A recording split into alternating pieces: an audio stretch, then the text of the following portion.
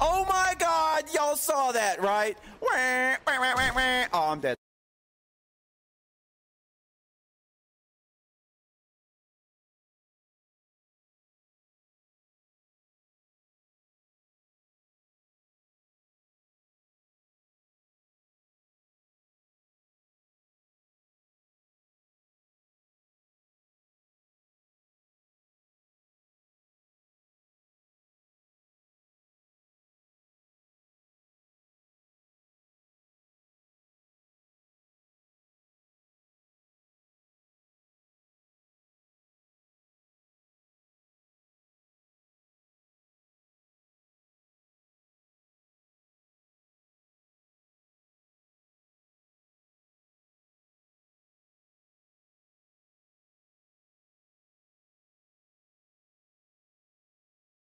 Let me pull up the chat.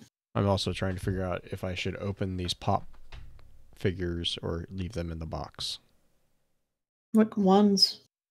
My brother got me Ikora and Zavala. Nice. I have But Kate and Osiris at work. I know. I kind of want to go find a Cade one. I think I know where I can find them.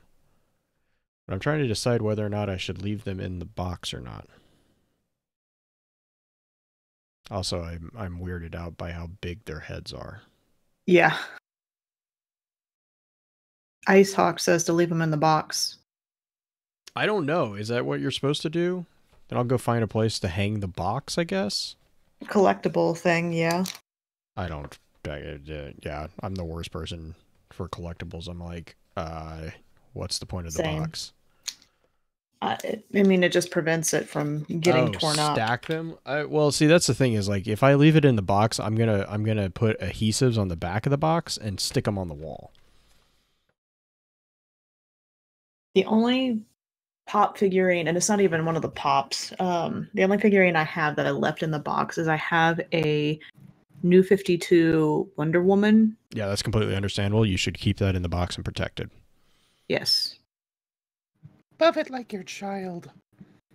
Hi, Beard. Benz, thanks for the sub. Pew! Choo choo! Not that guy. All right, so I guess I'll keep them in the box and figure out a way to put them on the wall somewhere. Somehow. No, I have What's in the box? I have adhesive squares that I can put on the back of them. I was just trying to figure out if I should try to figure out. I don't know how you're supposed to do these pop things. Like, because I got one from Loot Crate and I took it out. Yeah. Actually, I got a couple from Loot Crate. Because I think I got I have the Doom guy from Loot Crate. And then nice. The Doc from Back to the Future, and then whatever the assassin dude is.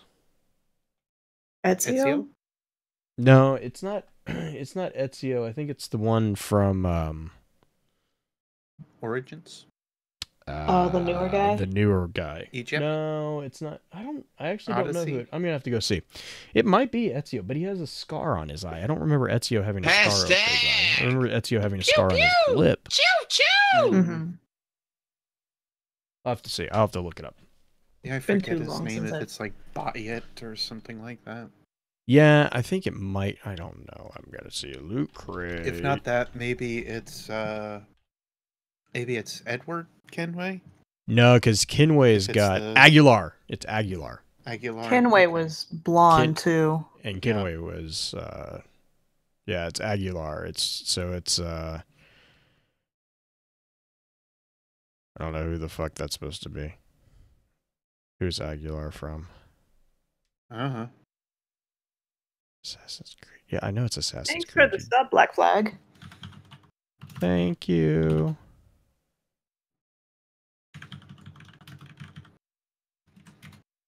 Oh, this might have been for the movie?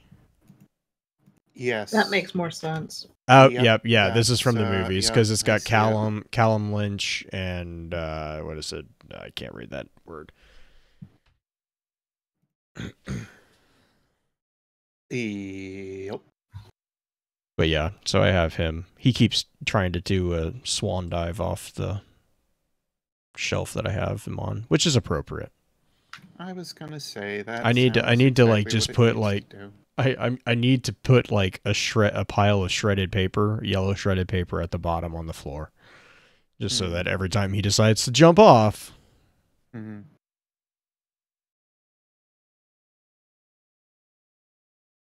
Yeah, but see, Ice Hawk, I really don't care about them retaining value of any kind. You don't give me a collectible and expect me to leave it in the box. That defeat, No. like to me, that's like I don't understand that. That's like people who My get pissed sister- off about Beanie Babies when you took the tags off. It's like if they didn't need to take the tags off, they shouldn't have put it on a little plastic thing that always gets cut. Mm-hmm. Are those worth something now? Supposedly, some of them are. I don't know. What, Some? Beanie Babies? Mm-hmm. The thing is with collectibles, and this is my biggest problem with collectibles, is it's like one of the most volatile, like, give or take markets. Like Right. there are days in which, yeah, I guess you could probably find someone who would be willing to part for $100 or so, but like then you go online and you're like, this thing's worth $10,000. I'm like, no one is going to pay $10,000 for a goddamn Beanie Baby. No. I guess if it, you mean you sign meaning to something, if it really means I mean, that I much to the get, I mean, person. I guess, but I just. Oh, Blue from Jurassic World. Blue for a pop figure though? That would be really weird. Because aren't all pop figures, isn't like the stereotypical thing like they have the big head or whatever? Mm-hmm. I don't get It that. is. It looks creepy. I got an Alexa kind of- Ghost. Well, it's like the chibi. It's kind of a play off the chibi culture. Yeah, anyways. That's also another thing that I'm like, okay. They're cute. If you say so. She is adorable. Oh, Blue, yeah. That's the raptor from Jurassic World, yeah. Oh, you have Bronx? Oh my god.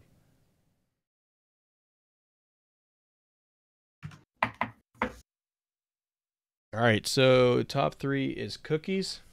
Yep. Top 3 cookies.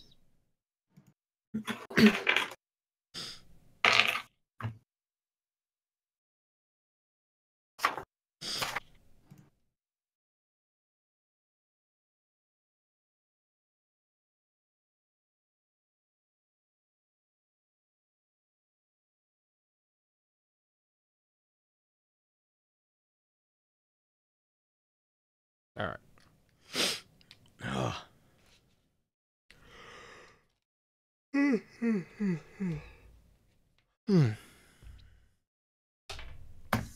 Dude, I can't believe what I'm Aw, seeing. thanks, This is Z. amazing. see? Wait, you said you were hopped up on drugs. Should you be doing that right now?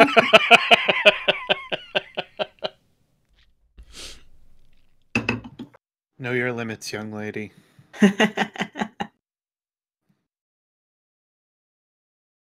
And it begins. Mm-hmm. And pens, I swear to God. Yeah, I got Oh, these. so speaking of the Armory, I got Le Monarch. Oh, is did you? that I did. the butterfly bow? It's the Mhm. fucking amazing bow. Yeah, it's awesome. I want it so badly. I've actually started doing the armor. What is it? The bounties for it. Mm-hmm. No, as soon as I had the ability to start farming for the thing, I was like, I want to get online and start farming for it. And like my Ice forge that I Hawk. was able to play. There it is. So you had a run of my RNG, it sounds like. It was not our first run. It was like our second or third. Thank you very much. And okay, so remind me how you get it again. You just have to have one of the art, like the. You just The have to weapon run thing. it. Like I don't think you even need anything with it because when we did it, I didn't have a frame handy Okay. at all. So Were you running the last one, or you were running Gofanon? we did Gothanon because we needed a couple things from there, but yeah, Gothanon was the one of choice. But as far as I know, it can drop from anything. Yeah. Fun fact, I learned something new earlier because I was wanting to grind for the lore entries for Yeah. Black Armory. If you set your PlayStation date back a few years, you'll load into the Gothanon or any of the forges by yourself, and you can just let it fail. Okay. And it'll drop every once in a while. I got 2 today already, and I ran it for like an hour like that while I was working on something else. So you can basically kind of farm it without hurting anybody else. Can't do that on PC. No, you can't. Definitely you can do it on can't. PlayStation, though. Can do it on PlayStation, but that Can't doesn't do help it. me I on don't PC. think you can do it on Xbox, though. I don't think you can control the date on Xbox. Probably not too easily. Yeah. Oh, yeah. Well, yeah. You have to play with your connection. Yeah, Because that's the only problem with the Xbox is because it automatically ties in with the operating system. Yeah, I'm gonna say they run a little bit. I don't want to say DRM, but they run a little closer to similar. Yeah. Well, because it's Windows 10 base. Wait, Isoc, why would you drop your light level as far as you can for it? Dear Curse Thrall, could you stop running at me? Be great.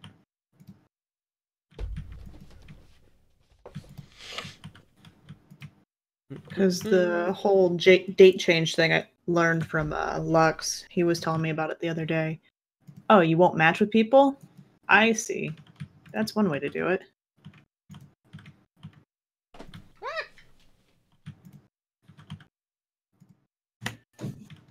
Oh, Z, I got the papers. Thank you. Yay. Oh yeah, I forgot to tell you I did get them too. I printed all of them off, every single one of them at work, and have them in a folder at work so I can read through lore when I'm supposed to be working, but I'm not working because holidays are real slow for me. You know, I just realized I'm on keyboard and mouse. I apologize. I gotta switch to my controller.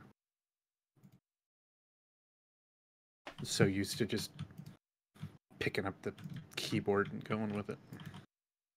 You just pick up the keyboard and go with it? I don't think you play it like that, do you? Not pick up, but just, you know.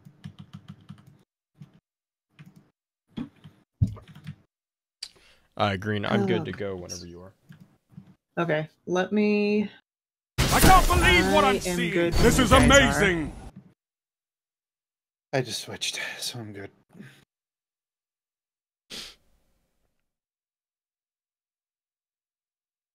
You still good, Green? Mm-hmm. Okay. Hang on.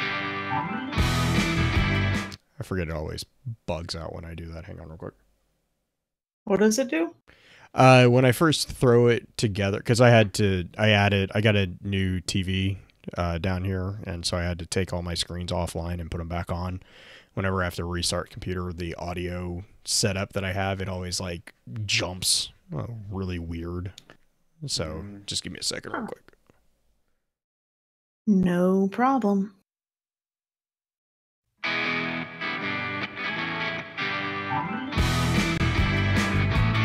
Welcome to FFC Top 3, a show where we, your FFC hosts, count things down from 3 to number 1. Thank you for joining us this week. If you have a suggestion, you know where to hit us up on Twitter, at our Gmail account, or even in our Discord if you have an idea for us to go through. This week, we're discussing our top 3 cookies, which is pretty appropriate because I don't know about you guys, but my family, instead of doing Christmas presents, a lot of times we do cookie plates for each other. And so tis the season, even though we just got past Christmas, but I still have cookies all over the place. I mean, cookies are a pretty popular thing for us too, but it's not like we're not doing cookie plates at least, no. But pretty popular for the family. Yeah. Because nothing but bakers in this family. I'm one of the weird ones that cooks for some reason. Well, I'm glad you cook instead of just bake, because Pizza all the time would suck. Yeah, pretty much. Blue, I think I'm going to make you go first this week. Okay. What's your number 3? My number 3 is kind of a toss-up. It's a sugar or white chocolate macadamia nut. Those are very different cookies. Yes. But they're both number 3. Okay. Short and sweet. Beard, what's your number 3? Number 3 would actually be, this is going to be kind of weird, but a chocolate chip cookie. Why is that weird? It's weird because it's like, not higher on the list for the most part. You'd think it would be because, it's chocolate chip and all, but no. I like chocolate chip cookies, but I like other things much better. Right. Yeah, I get that. Chocolate chip actually didn't even make my list because I'm actually not a big fan of them. But I'm the weird one who has a lot of kind of plain ones. So, like, my number 3 is a shortbread or like a thumbprint cookie, where you have like a little bit of jelly in the center of it, but it's a real dry type shortbread cookie on the outside. Right. Those are super yummy. Actually, I think I have a partial box of those right now as we speak, so I know what you mean. Those with tea, like a nice glass of hot tea, and yeah. Super. But that's yummy. Cheating because now you're combining things. That's not just the the cookie, doggone it. Most of your cookies are going to go with milk, but shortbread cookies go so much better with tea. Blue, what's your number 2? Snickerdoodle. Mine too. Mine too. This is a problem. Yes, because cinnamon is amazing. Yes, cinnamon is delicious, but this is winding out to be an extremely short episode because all of us seemingly have the same number 2. Oh dear. But okay, is it Snickerdoodle like homemade Snickerdoodles, or is it like, could you get the Snickerdoodle from the store and be happy with it? Well, you're talking to someone who doesn't eat sweets on a regular basis, so yeah, right. I'd be happy. I mean, obviously, home-baked cookies are going to taste better. Like, I don't think many people will argue with that. Right. But I'm happy eating. If I'm going to eat a cookie, if it's store-bought or if it's home-baked, to me, yeah. It doesn't, like, for Snickerdoodle and like sugar or white chocolate, like those, it's like, I'm not saying it's impossible, but it's really hard to mess them up. Now my number 1 you can mess up, but like that one I've not really ever had it. I don't want to say I've never had a bad Snickerdoodle, but I don't remember having a bad Snickerdoodle. Like, it's a sugar cookie. It's really hard. Like, you have to actively try to mess that up. Right. Here's a question for you, though. What a timer is. The timer, what? Just don't know what a timer is. Yeah. Right, yeah. I mean, like, if you burn the light out of it, like that. Yeah. Burn the light out of it. I see what you did there. Like the burnt edges. I was going to say something else, and I changed the word at the last minute to the first thing that came to mind. That's fair. Here's an important question for you two, just to kind of fill out the episode a little bit. Do you prefer your cookies to be crispy or soft or a little gooey, or like what is the perfect texture, I guess, of cookie? It depends on the cookie. Like, it depends on what type, like Snickerdoodle or like I was saying, like sugar cookies. Like, I mean, I kind of prefer them to have a little bit of like, not necessarily doughiness, but I don't like them to be like, I don't like biting into glass, if that makes sense. Like, I don't like breaking my teeth eating a cookie. I mean, like, I'll eat shortbread because that's what shortbread to me is like that hard, crisp. That crisps. Yeah. I don't mind it, but I don't like that for like, if I'm going to go for a sugar cookie, I would like it to be like a cookie, like a fresh baked cookie. It's usually not very brittle, but yeah, I mean, some cookies I could, like I said, shortbread, I expect it to be brittle. So I've actually had shortbread that's not brittle, and it's really weird. Really weird. I did not like it. Yeah, I didn't like it because it was like, I'm a big texture person, And if I'm eating shortbread and I bite into it and it doesn't have a crunch, my brain doesn't cooperate with that. Right. What about you, Beard? Not very gooey, but softer, yes. Harder is definitely not the greatest for, one, my teeth, and two, just for the way that they generally taste. I feel like they have a little bit more flavor if they're a little softer versus very stiff, especially, or very gooey. Because I think the gooiness just tastes a little bit too much like cookie dough and cookie batter, and that just kind of oversaturates it a little bit too much. However, no bake cookies, if you like those. I have had crispy ones of those, and it's really weird. Like, yeah, when they use like the egg noodles, it's not egg noodles, but I have no idea how this person. It wasn't bad. It my brain got flipped over because it was a no bake cookie, and it's very obvious when you get a no bake cookie like how it just looks. It's just very obvious.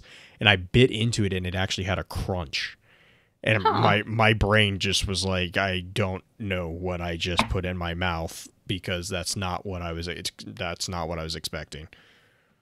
There's a certain type of like crunchy noodle. It's a brown crunchy noodle that you can use in no-bake cookies that gives it a crunch. Okay. It's that might not have bad. Been, excuse me. That might have been it. I don't know. The guy that had brought him in, he's always like trying out new stuff, so it might have been something. Excuse me. Yeah, probably. Here's an important distinction for me. I like my cookies soft, but I don't want them chewy. Because you can get what is it? The Mrs. Fields cookies. You feel like you're just chewing on them like almost jerky. Not quite rubbery. To that extent. You don't like rubbery ones. Yeah. I don't like rubbery ones. I don't want it to be. I don't want to have to work for it. If you throw it on the ground, it should not return to your hand. No. All right, so we've kind of pushed it back far enough since everybody had number 2 is Snickerdoodle. What's your number 1, Jay? Mine is oatmeal raisin. And disgusting. Yep. It's a very I find it interesting that one is such a divisive cookie, to be honest. I just find it interesting. The big reason is because, like I said, I'm not really big on sweets. I'm really not a huge fan of chocolate, just in general. So chocolate chip cookies. I mean, don't get me wrong. A home baked chocolate chip cookie, fresh baked. I mean, there's nothing really you can beat. Like it's regardless of if you like chocolate or not. That's just like that sensation, the smell, everything is just really good. But oatmeal raisin, and that's one of the ones that like, it's really weird, but you can really mess up an oatmeal raisin cookie really easily if you don't know what you're doing. Which is why, like I had said earlier, like this one, I really prefer to have it home baked, and I prefer to have it home baked from people who know what they're doing with it. I've had some really cool combinations. One of the guys I work with, he does a lot of different baking stuff, and he'll bring in like, I think the one that he brought in the other day was a chocolate chip, or not a chocolate chip, a oatmeal raisin and cinnamon cookie. Okay. And I've tried in the past like an oatmeal raisin coffee cookie, which was really good. Like just the different type of spices it's like there's some really cool combinations that I've tried with oatmeal raisin. But oatmeal raisin I really like because it's got just the like right amount of sweetness, but it's not like that candy. It's not like candy sweetness. I don't know if that makes sense. It does. Fun fact, that's my dad's favorite cookie too. Yeah, and their chat's doing the same thing. Like it's so dry interesting. Mouth, yeah. It is so interesting to me how divisive oatmeal raisin cookies are. Like I'm like in the weird minority camp of like, I like them, and I mean I like them. That's why they're my number 1. But I'm not going to be like yelling at someone. I've actually seen people get in argument, like yelling arguments about oatmeal raisin cookies. It's like the weirdest thing.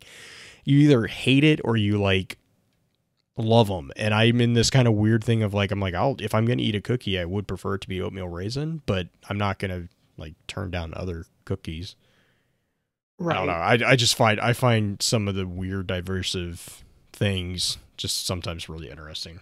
They're also one of the rare ones. Like you never see anybody bring oatmeal raisin cookies to like an office party or something like that. Yeah, and that might be part of the reason I like them so much is because it's so hard to find them in cookie plates. I guess I don't know. Okay, Beard, is yours just as like unique, or is Not it really? No, No, because Okay. it's pretty much anything with coffee. A cookie with coffee. See, this is actually something I've never had. Yeah, if you like cook, if you put coffee in with cookies, they're delicious. Like chocolate chip and coffee, is still one of my favorites. Snickerdoodles and coffee also actually works very well because it's like offset by the sugar and the tart and so on. Okay. Works out pretty well. There's a few different mixtures that I kind of like, but the couple I can definitely think of are like the chocolate chip and coffee. That works very well. So Okay. do you do coffee grounds or do you actually mix like brewed coffee in with it? Because I've heard of people doing both. Yeah, I'm gonna say you can easily do both. Personally, I prefer it to just be like put it in with the mixture because it's a little bit more of like liquid being saturated in with the mixture that you're putting together and then baking. It just seems like it comes together you like better. doing the brewed coffee? Yeah. Okay. Yeah, personally. Okay.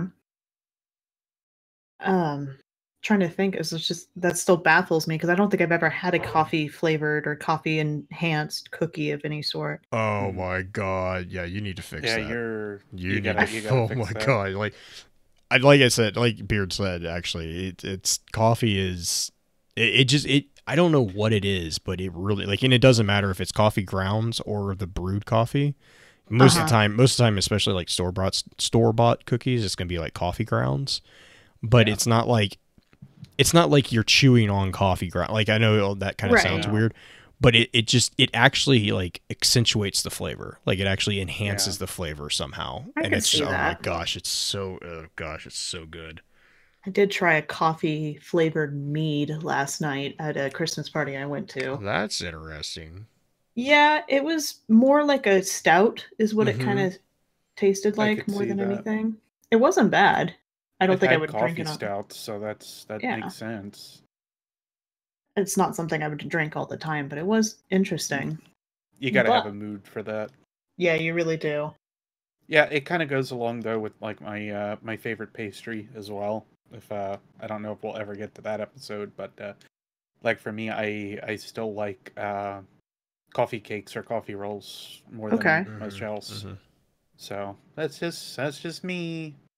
Writing down favorite pastry right now. If it's coffee, I will probably eat it. Okay. So coffee is a pretty strong flavor. My number one's also a strong flavor. And it's something I got introduced to once I was married to Julie.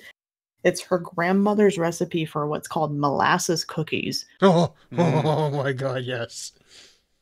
And it's got that nice almost ginger snap taste to it. Yeah. But we also add red hots to it. So it's got even more cinnamon bite. It's so good. Oh, so good. That sounds amazing. Mm-hmm. It is the cool thing about molasses cookies too. Again, this is just my big thing is like the texture of them. Oh yeah, like they that's tend to be really super cool. moist. Mm-hmm. I like them a lot. I never had ever had them until probably our second year that we were together. She made them for Christmas for a cookie plate that we were doing, and I was like, okay, I need you to stop what you're doing and make another batch just for us because this is not going anywhere. But it is super yummy, and I never thought I would be a big fan of molasses because I'm not a big fan of gingerbread because it tends to be too dry and hockey puck-ish because you want to use it as a building material half the time. Depends on the gingerbread. Right. But the molasses cookies are super, super yummy. Not my gumdrop buttons. Yeah, pretty much. Pretty much. All right, so it is a little bit shorter of an episode than we have had. Next week, It happens. yeah, it Yeah. does. It happens. Next week might be a little bit longer. Mainly because I'm going to force you two to do something I don't think you would normally do. Oh no. And it's If going to it's be... think, then I'm really in trouble lately. Oh, you're fine. Holidays, you Okay. don't have to think. Yeah, I know. I've been in shutdown mode the last like 2 days. Oh, I know how that goes. Ugh. But this is holiday related. Oh no. We're going to do your top 3 New Year's resolutions, whether or not you actually kept them or would ideally like to keep one. So like top. So here's this is how bad it is for me because I don't make New Year's resolutions. Uh-huh. Yeah. So are you saying like if we were to make top the whatever New Year's resolutions for 2019 or for 2018? 2000. Well, it could be any years in the past, whether it was super creative and like there's a good reason for it, or things that you'd like to change. I mean, you could leave it pretty open. You could be like, I just want to make sure because 29 I'm going to be making these up anyways. yeah, I figured, because I know not everybody makes New Year's resolutions, but kind of, I guess a way to say it is, what are your top 3 goals? Your upcoming goals you'd like to accomplish? No, that makes sense. Yeah, I got it. No, I totally can. I mean, like I don't know. Yeah. Yes, I do have goals. I just don't formalize them like that. Yeah. A lot of people particular schedule. So a lot of people don't like New Year's resolutions because they tend to fail, and it's kind of like signing yourself up for failure by making a resolution like that. Yes, but that's never mind. We will get yeah, into there's that. other We will reasons get into that debate next week, probably. Yes, most likely. All right. Thank you for joining us this week for top 3. Remember, you can hit us up with any of your suggestions for it. Beard's pastry suggestion I hadn't had written down, so that one's written down. And remember, everybody loves a list.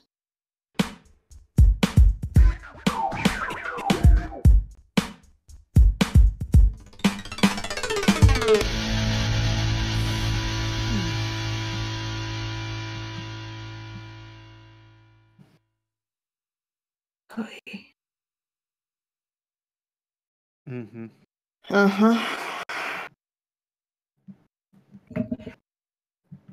So before we head on the news show, I gotta brag a little bit about what Julie got me for my birthday, even though my birthday is technically 2 weeks away.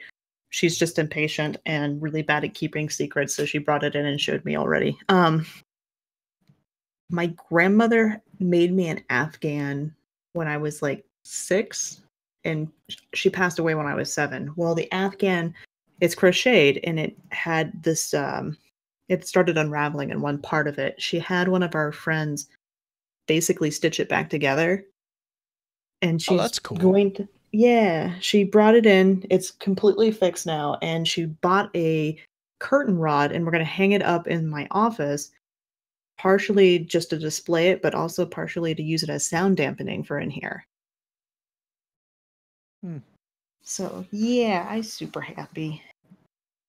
It's kind of colorful. Lots of flowers. That's really cool, yeah. Mm-hmm. Plus sound dampening is awesome.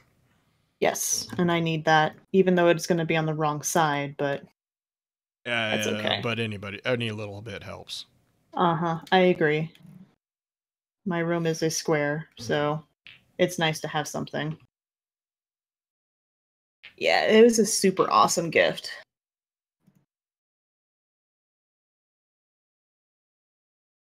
Oh, goodness. Okay. Music comes back on.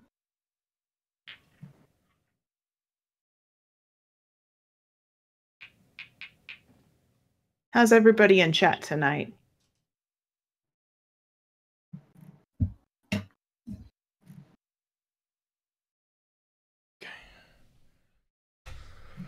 I can't believe what I'm seeing. This is amazing. What are you giggling about? Pins and Z. Maybe we should Oh, resolve to be God. more responsible with our money. I can't believe what I'm seeing. Yes, This you is should. amazing. As Continues to Pin. fail. Jesus, you two. Just starts to fail right off the bat. Yep. Good thing it's not 2019 yet, you freaking nut jobs. Pin, what's your wife going to say? Oh, nice, Jonathan. Do not tell her. Jonathan did the Petra run. Oh, nice. Nice. That's the flawless, right? Yeah, that's flawless raid. It's also one of the few 300-point triumphs in the Triumph book. Yep. I have not even gone back into the raid in probably 2 months now. I don't even know what the raid is. Yeah, I'm right there with you, Beard. Don't worry. I haven't done it. and The I new probably raid's supposed to won't be do it. super easy in comparison. Yeah, that's what I've heard. I would actually very much That's like to do it the because I Scourge of the know Past? Black Armory. Yeah. Yeah. It's only 3 encounters long versus 5, which is what Last Wish is. You did it with LFG? Jesus. That's awesome. So Now in you case just have to- anybody- In What's that? case anybody is curious, I'm on Mars right now, just kind of dinking around and grabbing up some materials because of the bounty for today for Black Armory. Oh, yeah. And I'm crit shotting everything for like 3,000, 4,000 with Le Monarch. And the dot damage is around 150 to 200 a tick. And it does it Jeez. like 0.5 seconds. Okay, so describe the benefit besides the fact that it hits like a Mack truck. The dot damage is the big thing, so it's sort of like Thorn. It doesn't require that you get a precision shot. It can activate on body shots, and so, in fact, some things actually almost require you to hit them in the body for the dot damage to affect. Right. One of those things in particular is the shriekers, because I was shooting them in the eye previously, and then all of a sudden I shot them in the body, and they started taking dot damage, and I'm like, what in the world? Which really, Interesting. after you think about what a shrieker is, it makes sense, but I'm still looking at it going, what? But yeah, it hits like a truck. It can actually 2-tap people with the Gambit shield on, which is ridiculous. Wow. I got 2 well-placed headshots, and I just saw the insurgent just drop. They were done. So it is my go-to weapon for Gambit at this point, because the dot damage stacks pretty well with each arrow that you place on. It has a little carryover, but it just hits so dang hard. That's, jeez. I was getting wrecked with it during Iron Banner earlier this week, and I was a little miffed by anybody using it. Yeah, there's good reason. Yeah. Its impact is super high. It also is like near maxed accuracy, so it's almost cheating even using the thing. Well, bows But, have such aim assist already. Yeah, I gotta say that's what kind of helps. But this one's already this one's just through the roof. Like I'm having a hard time wanting to use any other weapon other than it, and that's Right. even at close range, which is saying something. I do have to say I really like the Black Armory sniper. I've actually started using that as my go-to when going into strikes. The Black Tatara. Yeah.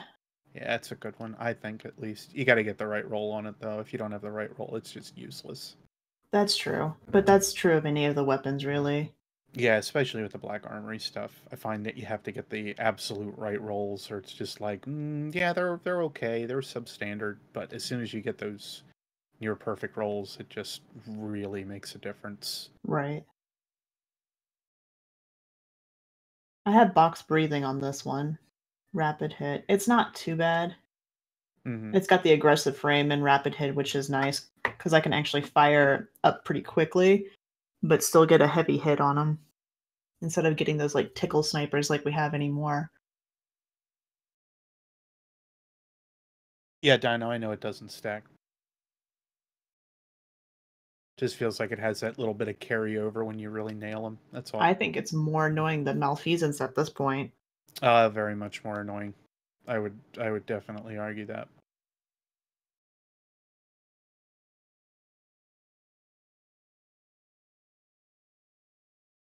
Okay. All right.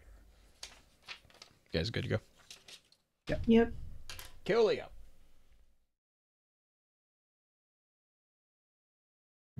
Hang on, let me remember which one I'm doing. Okay. Hashtag pew pew choo choo.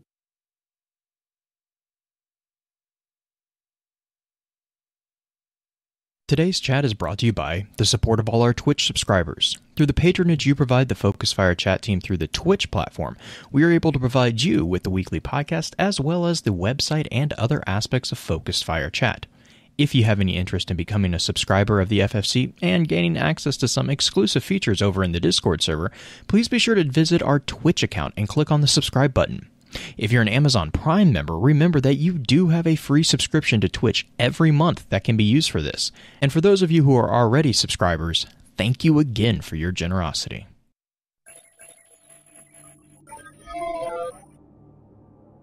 You may have heard the whispers of guardians gathering in the shadows, exploring the mysteries of this world and the worlds which surround us.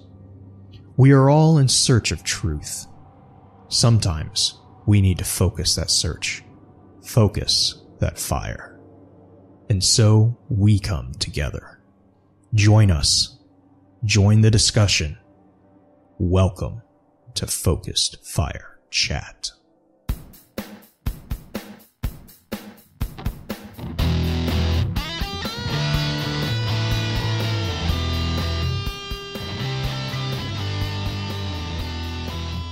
Welcome back for episode 153 of Focus Fire Chat, recorded live on December 30th over on twitch.tv/FocusFireChat.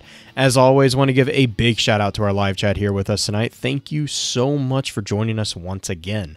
Our topic for tonight's episode is going to be a look at the Black Armory and Forges. But first, let's run through a quick introduction of those on the show for tonight. As always, this is your host, Blue Crew 86. Next up, we have our own master of social media, the one and only Green-Eyed Music Lover. Green, I hope you're doing well. How has the week and the holidays treated you so far? It has been a bit of a roller coaster, to be honest. And this episode is going to kind of reflect that a tiny bit, just because there's been some things that normally I do that I wasn't able to do because of a kind of a crisis in the family. The holiday itself went really, really well. Julie and I went up to a ski resort, essentially. We didn't stay at the resort, but we went up to some hot springs by the resort and spent Christmas kind of together, just the two of us, which was really, really nice. And then got back and had a friend of the family have a heart attack. And so I've actually been dealing with going to the hospital a lot the last couple of days, since about Thursday. And she is a little bit of an older woman who has a very specific type of thing that happened for the heart attack. It's not your typical clogged artery type thing. She has the lining of the wall of her artery basically started unzipping, which is super, super rough and hard to fix. But anyway, it's been a little hectic, so I don't have question of the week this week, and I also don't have a summary because of spending so much time working on that and basically frustrated and praying about that the whole time. But yeah, other than that, it's been a pretty decent week. Yeah, no, and I know we were chatting about that. I think, what was that, yesterday? We were chatting about how everything was going. So same thing that we were saying yesterday, though, you know, prayers and thoughts, and let any one of us know if there's anything we can do, obviously, to help out with that, because that's never any medical situation like that, you know, just never fun. Yeah, it's just stressful for everybody involved. Right. Yeah. Oh yeah. I can only imagine too. 'Cause, well, and it also, yeah, I mean, it being a specific, like, you guys know what it is, but there's not really, like, that both helps and hurts a little bit, I think, is the weird, like, it puts it in a weird position too. Yeah, and there's a lot of kind of things that you wish you could have said beforehand to help Right. prevent it, even though theoretically you couldn't help prevent it. Yeah. But I don't know, just ups and downs with it. Man. All right. Gotta say, hindsight is 20/20 after all's said and done. Right. Oh yeah. Well, real quick, rounding out the usual team, we have our good buddy, the lore content cop, Beard Grizzly. Beard, how are you doing? How has the holidays been for you? Is it over? Almost. Nearly. Is it Nearly. over? It's We have really 3 more about to days. it's really about to get bad tomorrow. What? It's like the last weekend of the year. I know a lot of places are doing tax-free sales. What? Wait, do they do that thing? Yeah, man, I just got a couple things. The only reason I know that is because I just went in to I had to get a new TV screen because my TV screen finally, like, after 7.5, 8 years, the TV finally just went bleh and died. Huh. So I had to go get a new one, and while I was there, we went to Nebraska Furniture Mart, which, by the way, is like the biggest trap for me ever. It is. I go in, and I'm usually not allowed to go in without an adult accompanying me, mainly my wife, because I'll walk out with stuff like I walked out today. I walked in to get a TV, and I walked out with a TV, a new monitor, and a vacuum cleaner. But the nice thing is I don't have to pay super high taxes on it, and it's all financed because they're doing their big final end of the year push, really. Mm-hmm. That's true. Yeah, it's about that time of the year. Everybody's and granted, it's going to carry over a little bit with January, February, but like right now is about the best time because everybody's getting ready for like newer products to be put in stores, etc. Well, that That's and true. everyone just had the holiday influx of cash, right? You know, Yeah, I gotta for say, that's those the who big got the reason. gifts, yeah. Right. Yeah, and I had seen something earlier. Granted, of course, I follow phone news because, of course, I do. But the big thing I saw was like the Galaxy series of phones from this year went on like a huge price Yes. crash. Yeah, they which did. I find kind of funny because they're either trying to give them out and get rid of them for another model, which could might actually double solidify the thought that the Note 11 might be coming earlier than anticipated. Yay! But I anyway. am. Well, and after the problems they had with the 8 or what is it, the 7. The 7 7. was the really not the bad 7, one. no, but the Sport 8. Oh, my sister had the active, charge, yeah. the active one, the charging thing. Mm-hmm. Like Mm-hmm. apparently apparently the charging port on the Active 8 just stopped working. Yeah, it doesn't hold up well, but that's pretty common for early USB-C, unfortunately. Yeah. Anyway, don't get me started on phones. We'll be here all night. But yeah, otherwise, the holidays went pretty well. My biggest gift actually was a Switch. Nice. We got my brother Yeah. that. We finally surprised him with it, and it was one of those things where I don't know how your family did it, but we've been preventing him from buying one for like 6 months. Right. Well, I haven't necessarily had the funds to do so, but I was surprised Christmas Day with that, and I was just like, oh wow, this is Nice. not what I expected. Did you get any games yeah, with it? it was. I did. They ended up getting me Super Smash Brothers. Nice. Nice. And they got me Let's Go Pokemon, the Eevee version. Oh, you got Eevee? Yep. And I ended up getting earlier though, which is kind of ironic. We had Starlink on sale, which is basically an Ubisoft space fighter that they came out with for all the consoles. I thought I saw but they had the Star Fox version that was on the Switch. So I ended up picking it up, but mainly because it had the R-Wing with it. Otherwise, I wouldn't have probably bothered. But it was just kind of ironic because all of a sudden I had the Switch and I had that. Isn't that the one that has, it's like the Skylanders type thing? Like it's got the little Sort action of. figure? Yeah, okay. Mm-hmm. I was Yeah, looking you can at, actually there was something customize on the the ship like Yeah. on the fly, which is pretty cool. You can actually take pieces on and off from the ships themselves, and Oh, it'll wow. actually reflect that in game. But it's like an insta swap kind of idea. You dock the Joy-Cons into this controller base, and you have a pilot that you seat in. Mhm, You have a mhm. ship you put over top of it, and then you have up to 2 weapons that you place on it too. And the cool thing with the R-Wing, they actually have they have it where it'll just shoot regular the standard laser blast that it does out of Star Fox, Mhm. which is pretty cool. If you don't have anything equipped. Huh. Yeah, because I was at like I said, I was at Nebraska Furniture Mart today, and they had one of the controller adapters for the Xbox. Yeah. And I was like, what in the? Because it's got exactly what you're saying. It's got like 2 tier, like it's just crazy looking. You put it on top of the Xbox controller, and it slides all these like little mini things. And I was like, so that's I was curious about what that exactly was. That's really kind of cool. Yeah, and the game itself isn't half bad either. And now that I get that all out there, it's a very standard open world game. It's obvious that the biggest gimmick is just like the controller and being able to like customize the ship and level up and so on.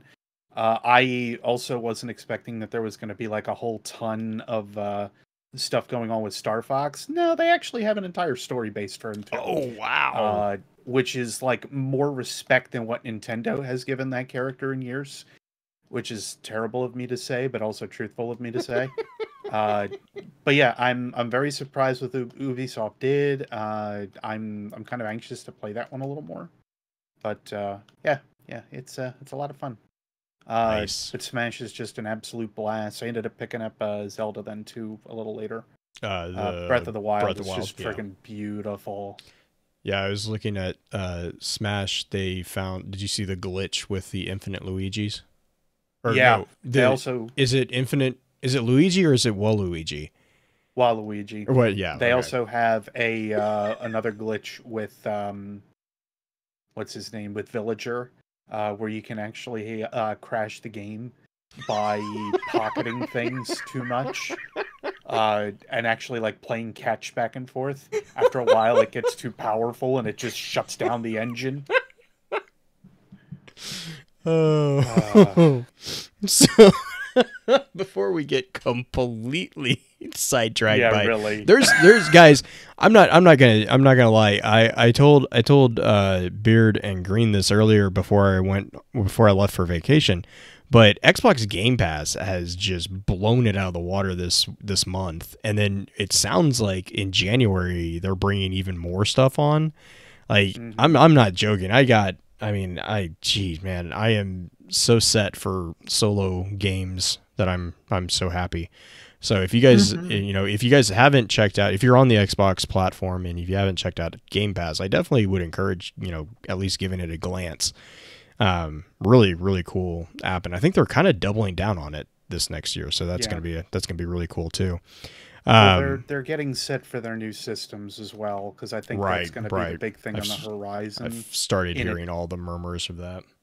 Yeah. In addition to that, like it sounds like a good majority of everything is going to be more like cloud-based or backwards-based or etc. So which is nice, especially with most systems that we have today being based on x86 anyway. It's going to be easy for backwards compatibility to be more of a thing, which will be great. Yeah. So before we get distracted by, like I said, next week we'll be talking about a game that's not Destiny, but this week we're going to try to focus back on Destiny. So let's run through. Can you guys tell that we haven't been able to talk to each other for a week pretty heavily? Is it obvious? Is it obvious I have been not without internet for a week? So I know everyone is looking forward to diving into the discussion, especially since this is a pretty new topic in Destiny. So let's run through our standard intro notes and then we'll get right into it. In our last episode of Focus Fire Chat, we discussed Mara Sov. If you ever miss an episode and would like to catch up, please be sure to check out focusfirechat.com for archives, articles, and links to the other aspects of Focus Fire Chat. If you don't mind, please rate and, if you can, leave a review of the show on iTunes, Podbean, or whichever podcasting app you use to enjoy podcasts. Reviews are extremely helpful as they not only let us know what we can do better, but help us stay on the charts, which helps others find our amazing community. To those of you who have already taken the time to leave us a review, thank you. As many of you already know, Focus Fire Chat is a cross-community gathering where the intent is to offer a week-long, in-depth view of a particular subject from within the lore of Destiny and other games. This chat begins every Tuesday morning and runs until the following Tuesday, with topics decided by the group via a poll that begins every Friday and ends on the Tuesday morning of the new chat. Every Friday at around 10 p.m. Central, we get together to stream a high-level summary of the previous week's chat for those who were unable to participate. Please be sure to also give some support to the other podcasts in the Guardian Radio Network, links of which can be found on our website. If you're a fan of lore in all its various forms, be sure to also check out thelorenetwork.com, where you can find a wide variety of some amazing content that covers a number of different titles and mediums. Our next chat is going to be a discussion on the extra lore topic for December, Dishonored. However, as always, please be sure to weigh in on the poll this weekend to let us know which topic you want to discuss after that. Links of that poll can be found on either Twitter @FocusFireChat or within our Discord server. Before we jump into the information and thoughts that the community had about the Black Armory and Forges, however, let's have a quick chat about this week's Lost Lore.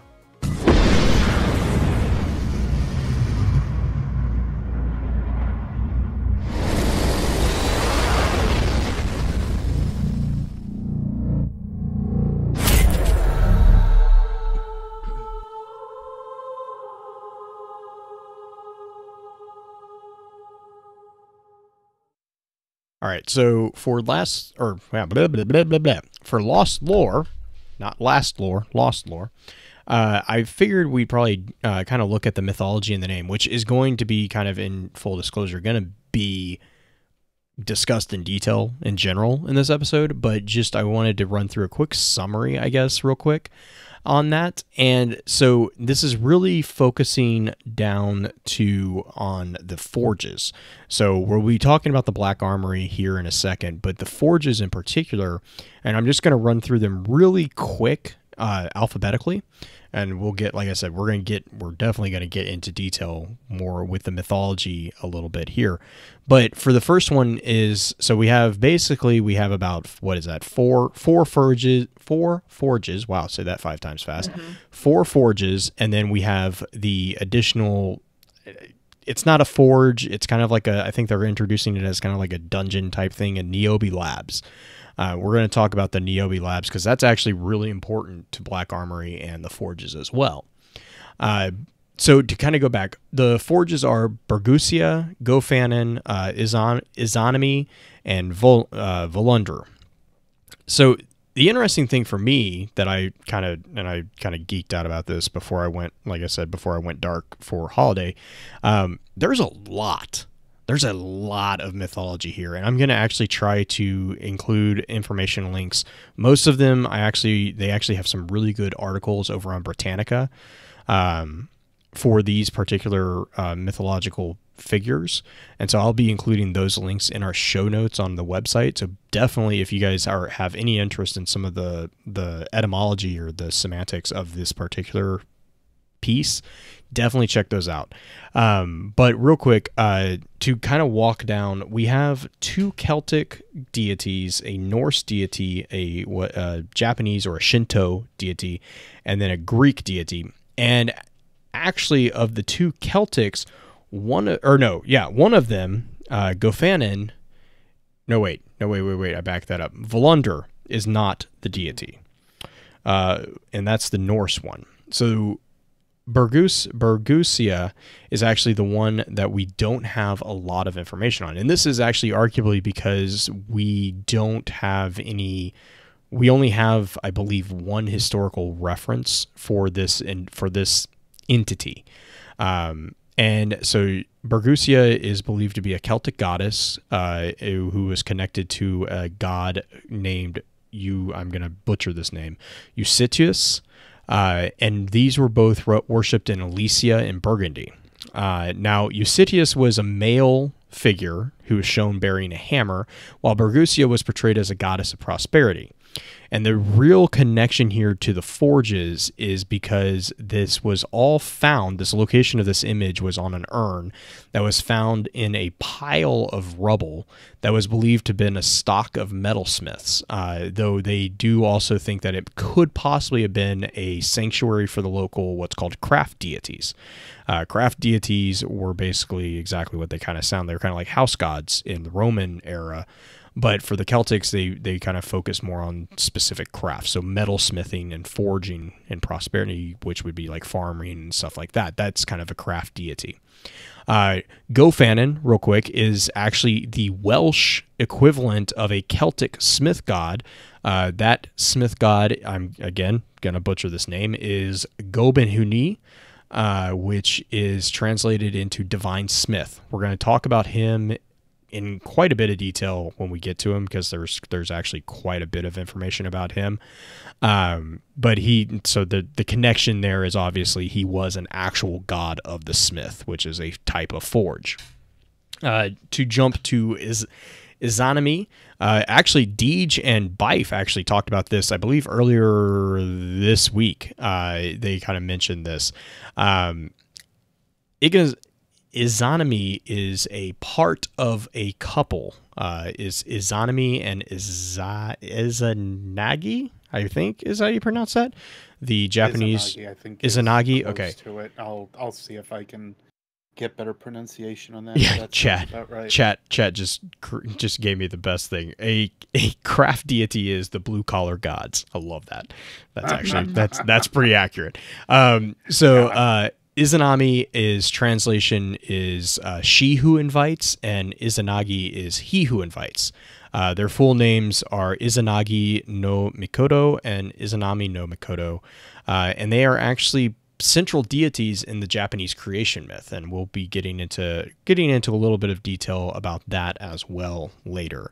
And then that brings us to Volunder. Volunder is actually not a deity. Volunder is a figure who shows up in the Poetic Edda as a legendary master blacksmith. So he is a, for lack of a better word, he is a mortal. I guess he could kind of be construed as a demigod in a way because of some of the things that he does. But basically, he is a one of three brothers who were the sons of a Finnish king, and the big thing that they did was he was a master blacksmith, which in the Norse world is a very, very important thing, because obviously it was a very war-centric culture. And each one of him and his two brothers each married a Valkyrie. So the big thing there was that was a very big honor for them. However, those wives were kidnapped, and there is a big story that Volunder and his brothers Egil and Slagfjor, I think is how you pronounce his other brother's name. So Egil and Slagfjor actually pursued their wives, and Volunder stayed behind to await for his wife's return. And while he was waiting, he went through a number of projects in which he fashioned 700 rings from red gold and strung them up on ropes. And then there's this huge story of how he kind of was tortured. He was captured and then tortured, and then kind of had his revenge, and created these masterful kind of inventions in order to enact his revenge upon the people who were not just hurting him, but hurting his family. It's very Norse. It's very violent, but we will kind of get into that a little bit too, because he's actually really kind of, I actually had a lot of fun digging into his story. Oh, sorry. Dino is saying on the Izanagi and Izanami, there is a quote that is attributed to, I believe it's Izanagi said that I will see 1,000 people die per day. And Izanami responded with, well, then I will see 1,500 people born a day, or I will see, whatever. However, so they're kind of a yin and yang, dark and light kind of composition. Go for it. Within a lot of Japanese, or realistically in a lot of Asian or East Asian culture, the idea of like the yin and yang and so on is pretty commonplace, if you Right. will, or Yeah. at least balance is very commonplace. Another one that is also fitting of that story, which I kind of reminded myself of as well, is the stories of the two legendary swords, Masamune and Masamune. Hmm. Both of those actually are very calculated in the same way of like dark versus light, and how one of them, each, if placed, if you're not familiar with the story behind them, when placed inside of a river, one would, and I can't remember which, but one would chop the leaves that it would come in contact with. The other would cause them to just go around it. So one was the Heaven's Blade, the other was the Devil's Blade. But it was just, it's a very common signifier within a lot of like East Asian story writing. Yeah, and their story also, it's a creation myth for the, I believe it's the Shinto, or Yeah. the Shinto. And so the creation myth is very detailed. It's very, extravagant, which is very common for a lot of creation myths. And I'm gonna try to figure out if we have some time. I'll actually kind of want to talk about it and maybe read the excerpts that we got from that I have from Britannica about it, because it's a really fascinating story. But really quick, just to kind of finish up summaries, Niobe is actually a Greek goddess. Excuse me.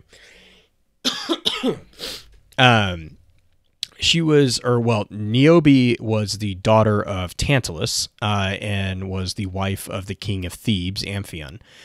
She's arguably the prototype of a bereaved mother. And this is all coming from the Iliad. She had basically 12 children, 6 sons and 6 daughters, and kind of made the mistake of boasting about her superiority to a Titan, Leto, who was the mother of the twins Apollo and Artemis.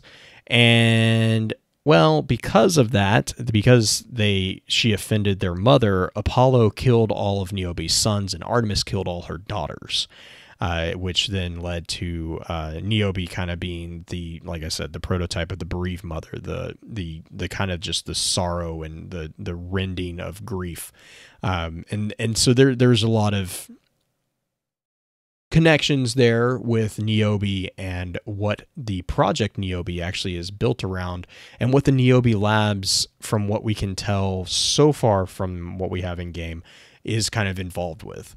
But so that's kind of a quick summary of those different things. And like I said, I didn't want to get too far into depth with them just yet, because I want to have some stuff to go over later in the episode. But I did want to give a big shout to, or a big nod to the mythology in those names, because there's a lot of in-depth stuff there. I don't think I missed anything. Did you guys have anything else that I should go over in the summary before we dive into the actual Black Armory? Just more to highlight that, yes, there may have been some distinctive quotes between like Izanami, I know I'm butchering the pronunciation on it and whatnot, and Izanagi, but the largest thing is basically about the creation myth, which ties back largely to Black Armory, like heavily so. And of course, we're going to find out why here if you're not familiar very quickly. But just to re-highlight some things, since that kind of got a little muddied for us here through chat and whatnot, that the creation mythos is the main factor within most of these. And granted, with most of the forges, that's the base idea with a lot of the forges is just the idea of creation. Because what do you do within a forge? You create. One is possibly for death, one is more for life, and so on. So just something else to kind of keep in mind as like an overall, as we talk about like what a forge is all about, or what the Black Armory's main goals may have been, even if it started that way and maybe shifted. Things needed to alter. But anyway, creation is not simple, nor is death. that is all. Moving on. Yeah, no, and especially, and Green and I are kind of chatting that real quick too. Norse, like the three kind of cultures that we're seeing here, which is the Norse, the Celtic, actually the four, Norse, Celtic-ish, Greek, and then the Japanese. All of these cultures are very, very sophisticated in their mythos. So, kind of it's difficult to kind of give a summary because each of these summaries will then tie into another mythology or another myth, and that ties into another myth, which is the equivalent of another myth, and there's just like it's all knotted together in this really complex weave, which is the beauty of mythos. Like that's the beauty of mythology in general. But as you get cultures that are more and more sophisticated, especially like the Japanese, the Greeks, and even to a degree the Norse, which is largely kind of, I think, oversimplified in a lot of people's minds. The Norse had very complex cultures. Same with the Celtics. The Celts had an immensely complex culture. They weren't just Vikings, rawr. No, I think the misunderstanding there is that they were a largely vocal culture, where the others, thankfully, we didn't go through dark ages as harshly with the Japanese culture. The Greeks kind of did a little bit, but not to the extent that the European area did. But the information that we have retained from that is complex, even more so because we don't have the full story. I was actually listening to a podcast earlier this last week that I had saved that was talking about the mythos of Loki. And the problem with these myths is that for those particular cultures, we only have one or two sources really to kind of pull from. And that makes it very difficult to kind of delve too deeply, especially since these particular sources are referencing other sources that we don't have access to. So there were other sources, we just don't have them because they've been destroyed, which is really, really sad. But so there's also that type of degree that these are very complex cultures in reality. And so some of the mythology that we're going to be talking about, here and throughout the episode as well, is going to be grossly oversimplified. And I really encourage, if you have any interest in like diving into these more, like I said, I'm going to put the Britannica links that I was able to find for the forge, the names in the forges. And please feel free to shoot us an email or a message over on Discord or Twitter if you want to, continue the dive into a particular subject, or you want to talk about the connections to other myths. I think any one of us would absolutely love to have that conversation. But real quick, so to introduce the Black Armory, we kind of get a really good explanation or a really good summary from a piece of equipment called the Woven Firesmith Boots. This is actually a piece of armor that belongs to the Hunter armor set, which is the Woven Firesmith armor set. But the boots, we see a quote that says, "The Black Armory represents the ingenuity and tenacity of humanity. We do not bend easily, and we will not surrender our home while drawing breath." And we also have this quote that we've seen quite a bit of in a lot of the posting from Bungie itself, where it's reclaim, reignite, reforge. So there's a lot of emphasis put on the forge, this creation, this reignition, the reignition of these forges, igniting a forge. And that kind of begs the quest is to go back and get an igniter repaired. Right, yeah, which and that kind of begs the question of, what are the forges? Well, before we can talk about that, we really kind of need to talk about what is the Black Armory. And the Black Armory really kind of it was a group of humans who tried to prepare without the help of the Traveler. So we saw this already a little bit with the Awoken, right? We saw this with Yang Lewei. So similar in nature to those humans who were on the Yang Lewei, these people actually stayed on Earth instead of fleeing. The founders of the Armory saw humanity's response to the arrival of the Traveler as one that was really much too naive, and they saw the life that it led, or that response led to, as what they would refer to as comfortable complacency. They had a problem with letting the means to defend themselves reside in the hands of something as alien and unknown as the Traveler. And so they basically got together and decided that they were going to create a group that would create the means to defend themselves against attack. Because obviously there are aliens out there that the presence of the Traveler confirmed, and not all those aliens might be friendly, which, that was confirmed. It's very similar to Rasputin's ideals. The founders of the Black Armory are really three individuals that we kind of find through the works of the Black Armory papers. And really quick, Black Armory papers, we're not going to delve too far into them in this episode. I actually have an episode or a topic on the poll to dive specifically into the Black Armory papers, because that story is much more focused on Ada than necessarily the overall Armory as a I don't want to say political group, but like a faction, I guess would be the best word for it. So we will be referencing the papers, but we're not going to probably get into too much detail as far as the papers. So first up, the first person who you should probably be familiar with as far as the Black Armory is Henriette. This is the initial founder of the Black Armory, and she was the mother to a girl or a daughter. Her daughter was Adelaide, whose transformation is actually the sole point of the Black Armory papers. That's really the focal point of the Black Armory papers. The next individual who you should probably recognize, or that you should keep in mind, is Yuki, who is an engineer who basically was the Black Armory's science and mechanics specialist. So she was kind of the individual who everyone kind of came up with the ideas, and then they brought them to Yuki, and she was the one that kind of figured out how to make those ideas reality. And then the final person is Helga. And this is going to be Beard's favorite person, because Helga was a former employee of Clovis Bray. Also Helga, the one that tends to piss everybody off, apparently, too. yes, and but the reason why she pisses everyone off is because she serves as the Black Armory's business manager. And so her job was to kind of go out and get business for the Black Armory, and to kind of make sure that they were a business and they were profitable. And sometimes the decisions or the ideas that she came back with, Henriette and Yuki might not necessarily agree with. One of those instances was actually the project known as Project Niobe.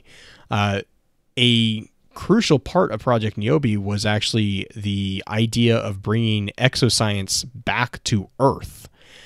Because we have confirmation from, I believe it's the Jotun, which is the ship, that basically Helga was the person who kind of was playing the intermediary between the Black Armory and Clovis Bray. So Helga wanted to take the technology that they had at Black Armory and marry it up with the exoscience advances that Clovis Bray had, in order to create a device known as the Obsidian, Obsidian Accelerator, which we'll get into just a little bit. But that was all of Helga's kind of main project. And so that project was Project Niobe. And so we had a couple cool little confirmations there. First off, exos were not being created on Earth until Project Niobe and the Niobe labs, which is kind of an interesting thing. And then second off, Black Armory actually was on a level that Clovis Bray seems to have some respect for them. And not respect in so far as like, oh, they're friendly towards them, but respect as like they were actually bartering with them to do business with them instead of just buying them out forthright. So that kind of gives you an idea as far as like a business model that Black Armory was actually able to stand on its own pretty well, to not be bought out. Also seemingly relying on Clovis Bray to a point, or at least showcasing that Clovis was such a large integrated faction for security throughout the system. But there were a couple things that were sort of referenced with that too within the papers. Right. And the thing is like there was a lot of kind of murmuring back and forth between, I think it's Henriette and Helga, about, the expansion, the speed of expansion that the Black Armory was seeing. Because, and we see this especially in the papers, because Henriette is kind of lamenting how open they were with humanity and how they shouldn't have trusted humanity and all this stuff.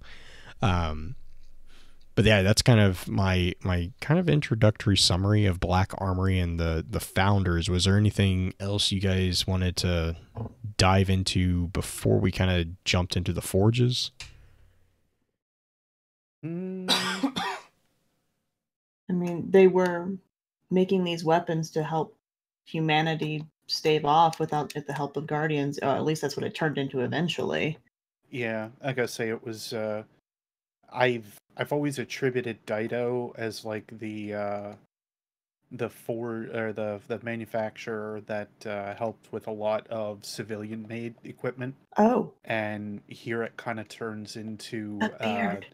Black Armory being that kind of individual or that build. The And beard. yes, Did you see the crates that are in the Black Armory room in the tower? yes, I saw them. Okay. I mean, Dido in general is just proliferated all over the place within the tower. But specifically, they're in there. Yeah, but there are a few that are otherwise elsewhere within the hangar and so on. But I do find it funny that they are actually kind of together. But of course, that comes down to some spin foil and so on.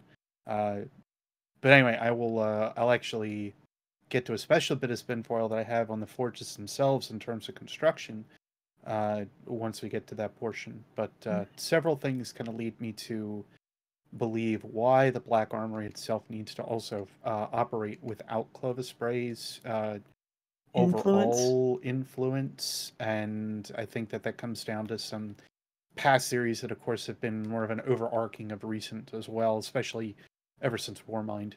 But anyway, yeah, I don't know. I've actually found myself like really intrigued with the Black Armory as a whole. It's easily, I think, one of the best expansion pieces of material we've had in a long time. And it's not even like full-blown expansion, which I find absolutely wonderful. So big props to Bungie for this story, because just in general, I've been enjoying it.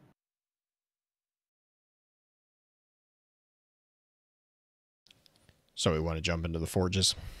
Let's do it. I'm good there. Okay. So real quick, what is a forge?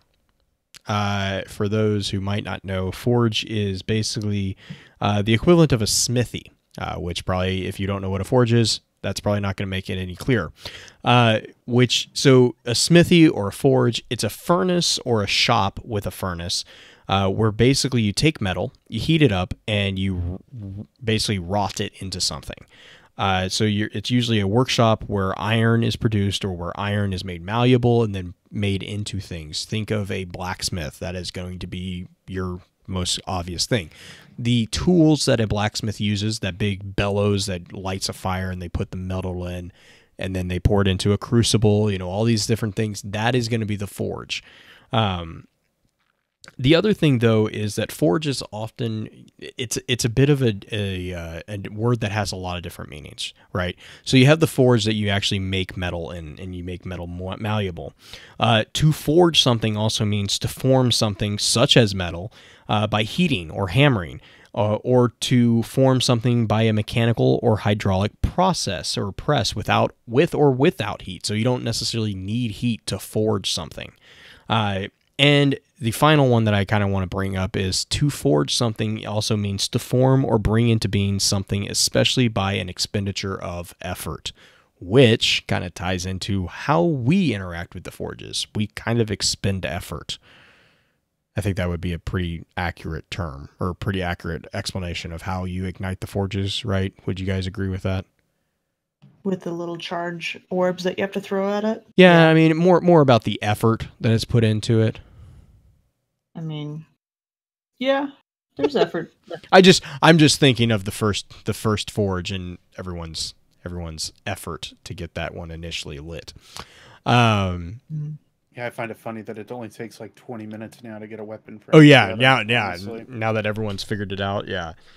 So that kind of brings us into the different forges. Two of which are actually located on Exodus Black. I believe that is the Gofanon and the Izanami forges are on Exodus Black. Which funny that. Anyway. Bergusia, where was Bergusia? Do we have that one we have access to that one, right? No. Is that okay? only That's three the that final we- one. That's the final one? Yes. Yeah. Okay, That's the cool. one we don't have yet. Yeah, Okay, Bergusia perfect. is the last one that I know we don't, and then of course we've got Niobe, but Niobe's a little. Niobe's it's a slightly opening different on one, but that's January 8th, right? Yeah. I Okay, think perfect. so. And then 'Cause I know they wanted to Volunder, wait on. Yeah. right? Volunder was Volunder's the one that's just first. currently on Yes. Earth. Yeah. Okay, so Because Volunder is on Volunder Earth. first. Perfect. Okay, The cool. Wonders in the EDZ. Gafanon is in the Artifacts, or is it Artifacts Edge? Yeah. On Nessus, and then Izanami is not the Hollows. What is it? It's also on Nessus. Yeah, I forget now where it is. I can look it up here after I'm done killing Thyrodon. But there's the two that were on Black Exodus Black, Black, which is just right? freaking ridiculous to me. Well, but it confirms that Black Armory was in cahoots with the Exodus project. Which also I mean, makes me wonder about a certain other ship. Anyway, right? But I mean, it also does make sense if you think about what the Exodus project was doing, right? They would need a weaponsmith. Like, that makes perfect sense. You have Siva to build stuff and a forge to create things that you might need to defend yourself because you don't know where you're going. I mean, never mind the fact that, don't read anything into like how Hammerhead is built or how freaking Kindled Orchid is built up or anything like that at all either. Don't, shh. It's okay, Beard. Anyway, I'm having slight. I've been having like I find it very particular and funny. Now, granted, Thunderlord was a very popular LMG, of course, back in the day. But the fact that they did bring that one back and they tied it in with the Black Armory in some way, I think that was more on purpose than anything else. Really think so. Anyway. It's gonna be really easy to get me down the rabbit hole with this one because, like I said, Black Armory is like really like it turns some gears. That's for sure. Well, yeah, and I think that's kind of the point too, right? Is that this is a mysterious faction. We don't know a lot about the Black Armory by design, and so I find that's also fascinating in and of itself. To top, of course, we've also got all the stuff that's related back to it thanks to like the collapse and whatnot as well. So right. I think that's my biggest ticking point is just, we have information on that now again. Finally. So real quick, Bergusia, I kind of already pretty much gave you the information that we have about Bergusia. That's all from that. I mean, literally, that's in reality, that is the information we have about the term Bergusia. She was a Celtic goddess, believed to be the consort of a Celtic god who went by the name of Eusictus. They were worshipped. Both of them were worshipped in Elysia and Burgundy. And basically the only appearance of these two were on an urn that was found within basically a pile of rubbish in an underground room. So this is all coming from Wikipedia actually has this listed, but it's quoting back to the Dictionary of Celtic Myth and Legend. So I will include that link. I try really hard not to quote Wikipedia, but actually that was actually one of the best ones. I tried to find the actual quote from the Dictionary of Celtic Myth. I couldn't get access to it, sadly, to get a link. So if you guys have that link, please let me have it, because I would love to actually see if there's actually more information on that one. I also find it accurate because Bergusia is the one that we don't have access to, and we don't know really anything about in game as well. So, I find that kind of appropriate. It's like things are on purpose or something. Yeah, it's like, oh man, it's like these were thought out. Storyboard. What about storyboarding? Is that really a thing? Do people do that?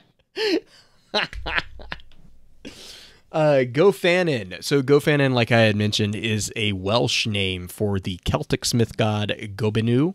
I believe that's how you pronounce his name. It translates into divine smith. Gofanin was figured in Irish tradition as one of a trio of divine craftsmen.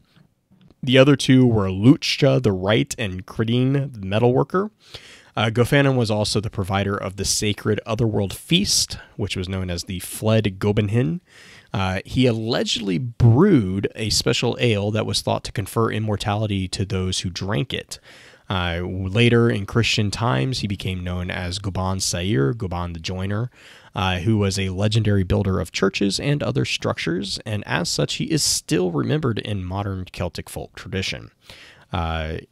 The Welsh equivalent, Gofanin, was actually figured in, I believe it's pronounced Mahabagian, which is a collection of medieval Welsh tales, and it was believed that his help was vital in basically cleaning the plow at the end of the furrows, which is a very important thing in a farming culture, because if you had, back before we had technology that did all this, you would have a plow attached to the back of a horse and you would make furrows. And it was very important to keep those plows clean, those blades clean after you get done with each furrow, to allow you to better keep those lines straight. Because if you kept your lines straight, you could fit more furrows into a field. That's a whole different conversation. That's also equally fascinating in my brain for historical purposes. Let's see. That actually brings us to the Izanagi and Izanami myth. Basically, before I hand this over to Beard, because Beard is probably a little bit more well versed in this particular vein or genre, what I do know about Izanami and Izanagi is that they were the 8th pair of brother and sister gods to appear after the heaven and earth separated out of the chaos. And they basically created the first landmass with a spear by stirring the ocean. Right. And they are also responsible for just a lot of stuff. Just like tons of stuff. And it's actually a really sad story. Like between Izanami and Izanagi. Do you want me to read that one real quick, Beard, or did you go ahead. Okay.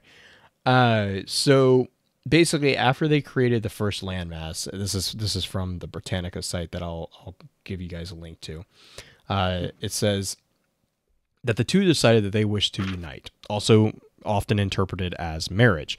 But their first attempt at the sexual union resulted in a deformed child, Hiroko, it translates to leech child, which is also known in later Shinto mythology as the god Ibusu. And they set him adrift in a boat. Attributing the mistake to a ritual error on the part of Izanami, who as a woman should have never spoken first, they began again and produced numerous islands and deities.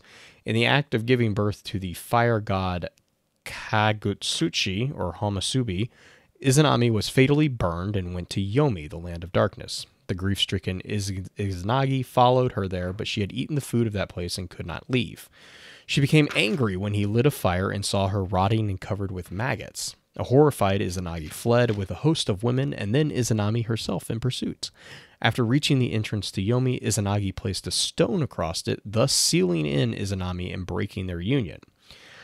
Izanagi bathed in the sea to purify himself from contact with the dead, and as he bathed, the number of deities came into being. The sun goddess Amaterasu was born from his left eye, the moon god Tsukiyomi was born from his right eye, and the storm god Susanoo was born from his nose.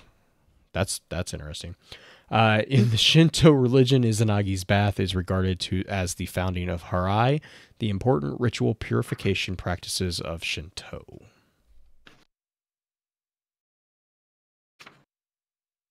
So yes. Yeah. I find very fascinating the different like body parts that mythology like chooses to focus on. So yeah, it's your storm god because I guess it comes from your nose. I find that really interesting.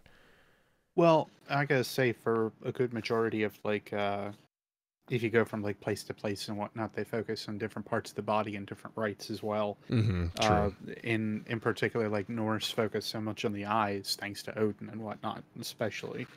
But if you look further into like the Japanese, of course, they'll uh, as some will probably look at me funny for this one all the same, but like the Yakuza stories and whatnot about taking fingers and so on, that's because they're just very important extremities. You know, you screw up, and that's basically what it comes down to. You effectively kind of lose a finger. Well, it's the same as the Middle East practice of taking a hand for thieving. Yep. I gotta say, it's just you do something that is counter to your master, to his will, or something to that effect, and you're gonna lose something. If you're an affront to the gods, you're gonna lose something. Just stuff of that nature that until you get into Taoism a little bit more, where things are a little bit more laid back, it's not quite as open as it possibly could be. And granted, Confucianism is still about the striving to be better and for betterment and so on. Anyway, but I digress. What you summed up though between the two of them really kind of summates the whole basic understanding between them.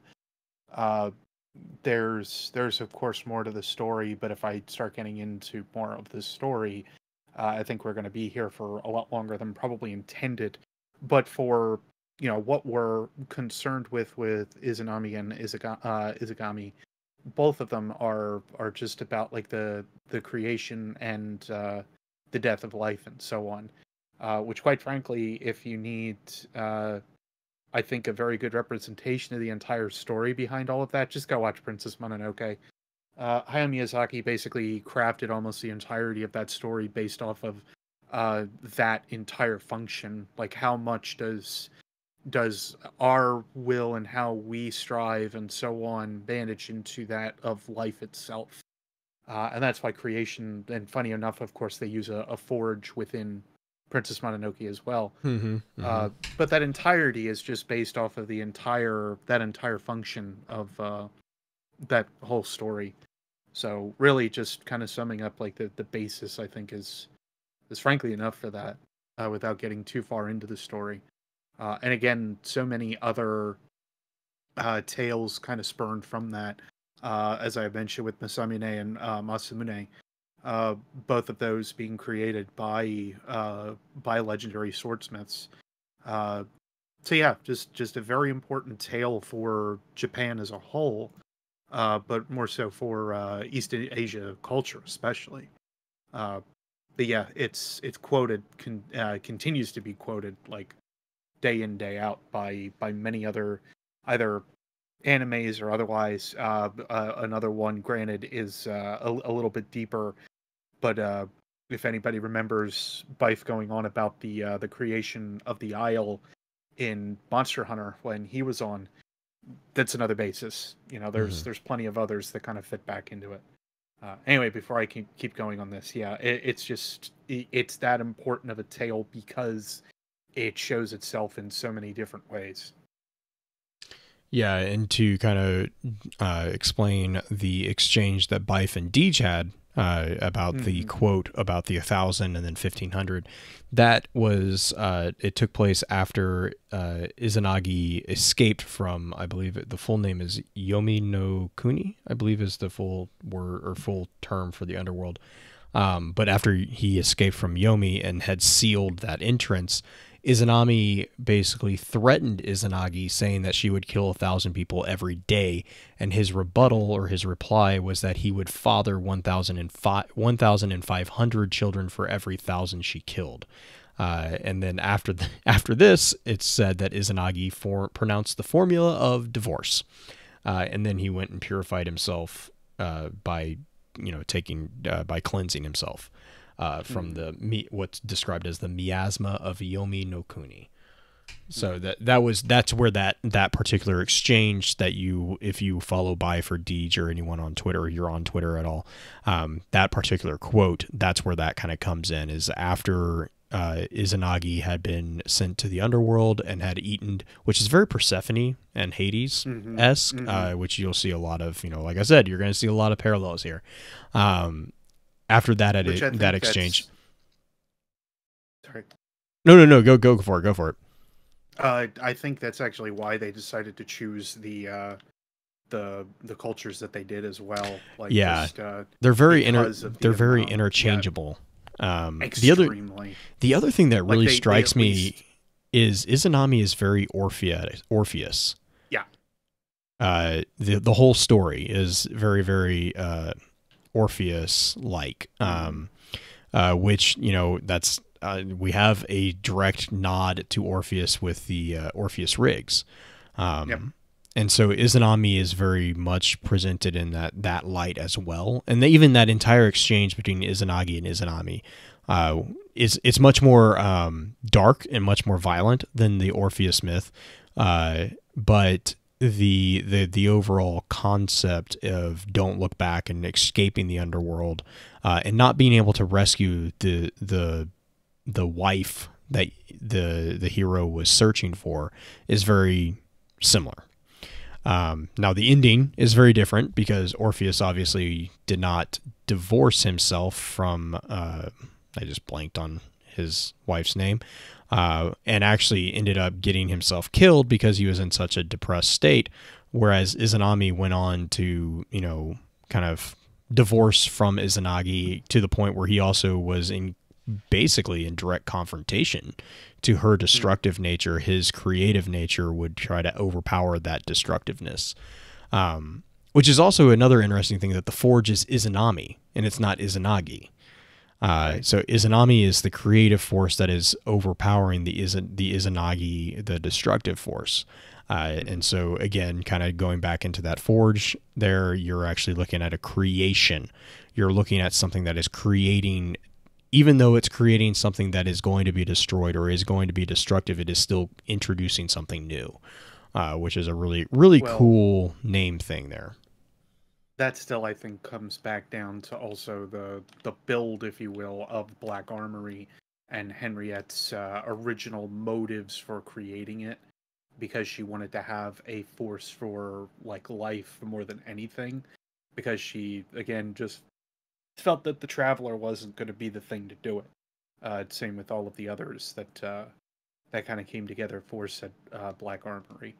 I know that dips a little bit more into the papers a little bit, but the ideas behind it is just like, here is what we are attempting to create and attempting to do for humanity as a whole, and what we continue to strive for on a typical basis is for that creation of life and whatever that may entail, if it is just a creation of items that can be used for protective good, or if it is a thing that can be you know, as kind of it turned into, as we sort of know from the later days of the collapse, more into a destructive measure, and that's the dichotomy. Again, that's the whole force of what we're kind of talking about here, is that dichotomy of what weapons are kind of all about. God, plenty of other stories that deal with that topic all the same, but well, just to kind of translate that a little more. And the interesting thing, Dino brought this up in chat too, is Izanami is the forge, and one of the weapons that Izanami is attached to is Izanagi's burden, which is the sniper rifle. Yep. So we do have that I don't know if dichotomy is the right word for it, but I feel like it is, that give and take relationship there present as well. Yeah, I'll go with give and take. That's a very well way to put it, I think. And then I believe, oh no, Tear of Izanami is the emblem. Tear of Izanami, yeah. So, and so that brings us to Volunder. And now Volunder, I had mentioned, is a really fascinating one. And let me pull this up because I had so much fun reading about Volunder. Mostly because Volunder is not a deity. He's just a blacksmith who, like, he is, but then, like, I keep getting the sense that he's like a demigod as well, because of some of the stuff that he pulls off. So again, this is actually Kratos. Oh my gosh, he's freaking awesome is what he is. Depressing is Oh, get out. But Yeah. so the story that I'm going to read right here is actually from a site called pantheon.org. It's part of the Encyclopedia Mythica website group. I'll include the link for you guys as well. If you guys have any other links, as always, give me a shout and I'll put them up in the show notes.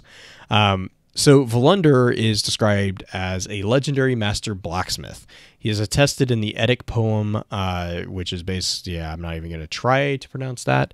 The poems, let's just do that. The Epic poems. I said the same thing. I don't even recognize some of these letters. I'm just going to put that there.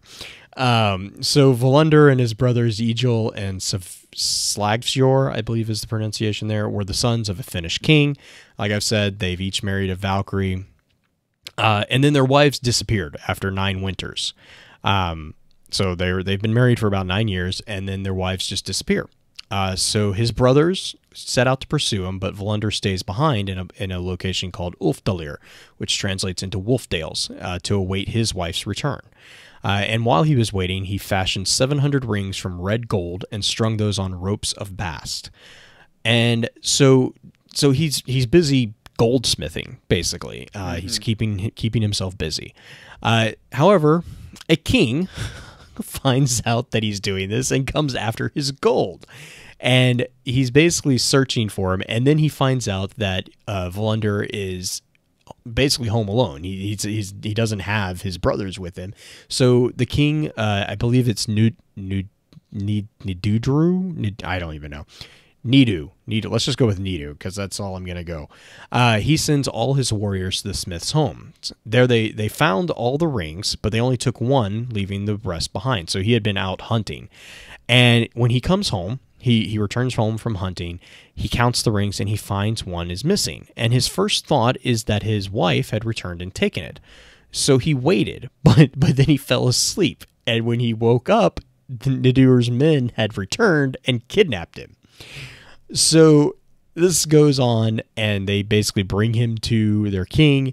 The king gives his daughter the golden ring, and then the king, takes Volunder's sword. And this is like the best reaction ever, is described in verse 16 of this poem. And its quote is, "His teeth he shows when the sword he sees, and Bolvid's ring he recognizes. Threatening are his eyes as a glistening serpent's. Let be severed his sinews' strength, and set him then in Svavstad." So Volunder was hamstrung and then imprisoned on the Smile Island of Svavstad. And basically, while he was in prison there, he was basically told that he had to forge all these jewelries for Nidur. And so he was forging all these jewels, and no one was allowed to visit him, save the king. And after some years, he had managed to pursue 2 of the king's 2 youngest sons to come visit him alone, basically promising them gold. And so he promises them gold if they come back. And so they come back, and he cuts off their heads and then hides their bodies under the bellows, which is part of the forge. And then their skulls he takes and he sets them in silver and sends them to the king. And from their eyes, he takes their eyes and fashions gems and then gives them to the king's wife. And then their teeth he bakes into 2 brooches and gives them to the king's daughter, who was the one who had gotten the ring. And so, and this kind of, just fair warning, this kind of gets graphic. So the daughter comes to the island because the ring that they had stolen is broken and she needs it repaired. And Volunder basically knocks her out with alcohol, and then has his way with her. And vengeance complete, he uses a pair of wings that he had designed while he was trapped on this island and escapes. And this is only in Norse mythology does this make any sense. So Bolivir, who is now pregnant with his child, flees. And then so the king manages to track down Volunder and ask what becomes of his 2 young sons. And in response, Volunder makes the king swear that no matter what, he will not harm his wife, the Valkyrie. Once he gets that oath, he then proceeds to tell the king precisely what he had done to his family, and then, laughing in the king's face, he just flies away. And that's the end. Like, I'm just like, I'm like, what? Like I said, this guy is like reading this myth was just like, I'm like, what is going on? Like, this is the weirdest thing. This is like every Norse mythology. If you want to read some really interesting ones, go read the stories of Loki and Thor. Like, it's just, they're weird, but they're entertaining. And especially if you can get a hold of like the actual poetry, it's just, I don't know, like they had such a really interesting way of presenting this stuff. So yeah, but Vlundr, in the long story short, he's a master smith, so it makes sense that we have a forge named after him, right?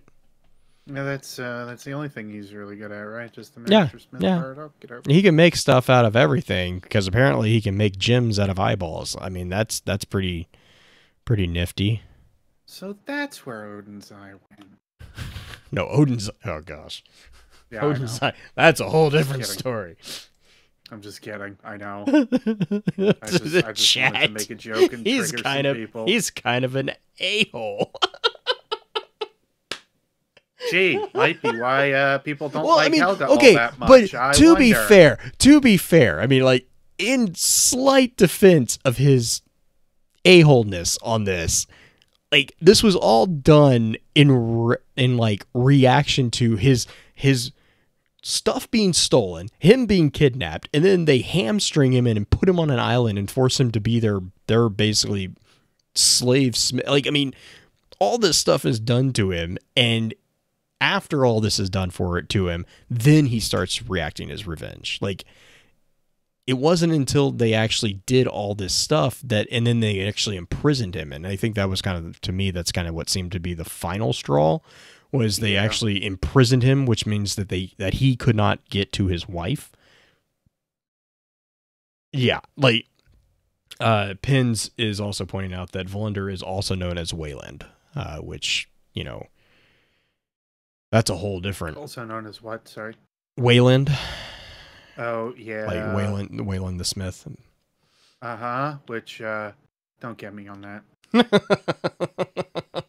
Thinking of another Wayland type instance here that everybody is probably thinking of as well. What? No, replicators. What? Which is also interesting because, of course, where did Helga come from? Anyway, which brings me actually to kind of talk about the emblems that we see.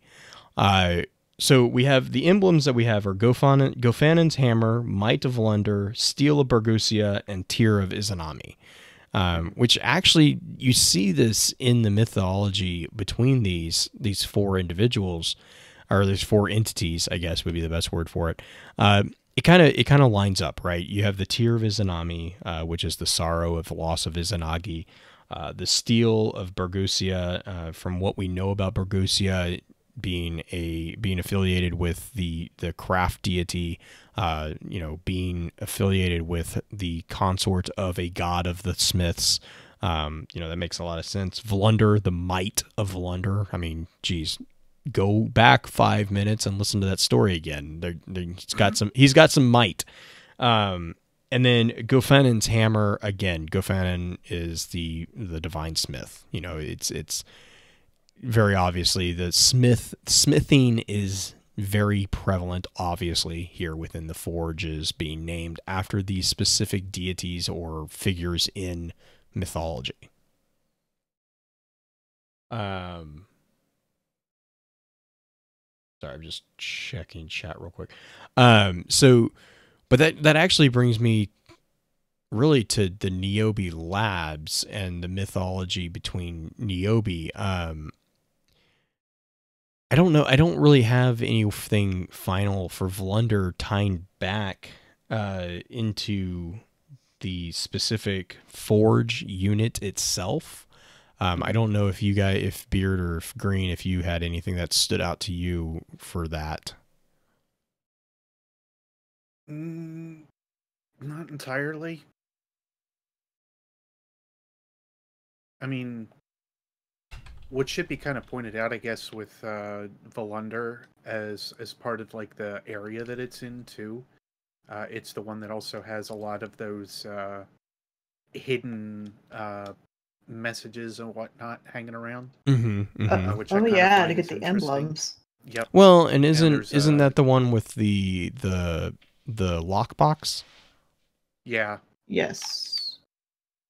There's a lockbox that's Sure is. kind of off to the bridge that you cross that's broken when you initially go in. It's below and to the right of it a little ways. Yep. And I'm working on that as we speak. But Nice. yeah, it is one of those big differences about it versus the other forges, because I don't think that stuff is anywhere else. It's literally only found with the Volunder Forge, which is as a mainstay. I'm kind of interested on that one, on why that is, but There is there's another code type thing to unlock so you have the exotic box that you get from Ada, yeah, Mhm. the working unlock. There's another thing you unlock from Gafanon, yeah, but it's not as extensive as the Volder, which Yeah. I want to know if the message that we use to unlock the emblems, if there's something to it besides just the letters. Well, Because yeah. I wonder. is the Volunder, because Volunder is where you get Hammerhead, right? yes, Hammerhead. Yeah. Is Hammerhead the one that if you look down, if you ADS, you can see the code, the symbols? Okay. for one of them, because you actually have to use the sniper for another one. And I'm assuming Izanagi's burden is to Izanami's forge, right? No, I don't know. You use what sniper I have? The Taranta. What is it called? Pull it up real quick. You're okay. Yeah. Yeah. So not you use, not Izanagi's burden. No, you don't use No. that one. You use the Tatera gaze to do this one of the emblems, and then there's a third one that you'd use, but I didn't have it when somebody actually drugged me through and got all the emblems for me. I was just like, thanks. Dino gave us Hammerhead, Tatera's gaze, and the spiteful fang. There you go. Okay. Thank you, Dino. That makes Dino actually just also gave me a little tidbit. There's a man, excuse me. Volunder's emblem has a variant design, and that design is called the Vengeance of Volunder. Interesting. It's a deadly thing. But yeah, and I believe, if I remember correctly, the symbols, at least I know from the Hammerhead, they were quotes from the Poetic Edda? Was it the Poetic Edda? Okay. Yeah. Which is just really cool. I love seeing that type of stuff. Awesome. Myron's vision has a quote too, which is I want to say it's the Izanami emblem, but I'd have to double check to see which one it's from. Yeah, Dino just gave us Vengeance of Volunder, Gofanon's Fire, and the Blood of Izanami are all the variants. Which Nice. That makes sense. That makes sense again. So again, I mean, just tying back into these just these awesome myths with these different forges, I really, really appreciate and really love seeing this type of kind of nod to actual mythology in games. And that really kind of brings me to the Niobe Labs and Project Niobe. So real quick, in regards to Destiny, before I get into the really fun one about the mythology, Project Niobe was a project that allied the Black Armory with Clovis Bray. And basically the idea was to bring Exoscience Project to Earth at last, and eventually the entire project was basically to create a device called the Obsidian Accelerator. This object was originally actually contained within the exo body of Ada 1. And before her death, however, Henriette removed the device in an attempt to save Ada 1 from Risen, who sought the power that it held. And so we kind of see this kind of bittersweet story being laid out in the Black Armory papers. And I really encourage you guys, if you haven't read it, go to Ishtar and read them, because it is, I remember reading it through the first time, and it's such a gut punch. Like, there are so many emotions going into that story. It was really well done. It's definitely one you want to read again as well. Oh gosh, yeah. It's a very well told story. Granted, it pulls from a lot of different areas, but it's a very well done one. If you guys have not read it yet and you're looking for something to kind of wind down with after the now that the holidays are kind of getting there, that is easily one to kind of take a look at for sure. And they're completely out on the internet. You can find them 100%. They're not spoiler territory anymore. You Right. can even go and get them all at this point too if you have the expansion and you want them. Yep. So there is that. It's the best thing that I can relate it to is I think Icehawk mentioned it too. It's very similar to The Road. If you guys haven't read that story, I really encourage you actually to read it. That's another story that is very, I will be 100% transparent, very difficult to read because of the emotions that are involved in it. But amazing piece of work. Yes. So that and to be also clear, we do not have access to the Obsidian Accelerator in game currently. So that piece of, I think Dino referred to it as Ada's superpower, that particular piece of equipment is not currently accessible. It's a possibility that we will see that being brought back, but we don't know yet. It still brings up the question of who the heck has it. Right, yeah. I mean, like, because the last we see of it, we don't know that yet. And yeah, and chat right now is talking about Ada's response when you finally do collect all the pages in game, because the final page is actually a letter to Ada, and it's very cool little conclusion, I guess, wrapping up closure. You say cool, I say punch. Well, I mean, right. I mean, measures to that. To be fair, I described initially it as a punch in the gut. Like, I mean, it's not like it's nice to see that type or that closure element involved, because right now we don't have a lot of that closure in a lot of these stories, and so and to be fair, it's not 100% closed, right? It's just it's an acknowledgement of loss, and it's acknowledgement of the pain and the suffering that this particular character did go through. And I think the cool thing that the Black Armory papers do, and really the Black Armory in general does, is it takes the perspective of humanity during the collapse. And it presents the picture that we have kind of been given and kind of seen from various different guardians and Risen, and people of note within the city. We've all seen this stuff. We've all been given this information from this particular perspective, and now we're being given another perspective. We're kind of being given a different angle of the events, and a grittier angle, really. I mean, the events in the paper kind of don't, I mean, it explains why Ada has the reaction she does to us in the beginning of the Black Armory. You're right, I don't really want to call it expansion, but the story that gets introduced there. You can call it an expansion. It's fine. It pretty much is. It's an in-game expansion. Yeah. Well, right. And the joke was also already made that it's longer than Warmind in some cases with some of the missions that were. As far as the grind, yeah. Yeah, I'm gonna say the grind is longer than Warmind itself, which I find funny. Even considering the time gating and whatnot, like I still think it's a very well done expansion. I'll be the first to just call it that.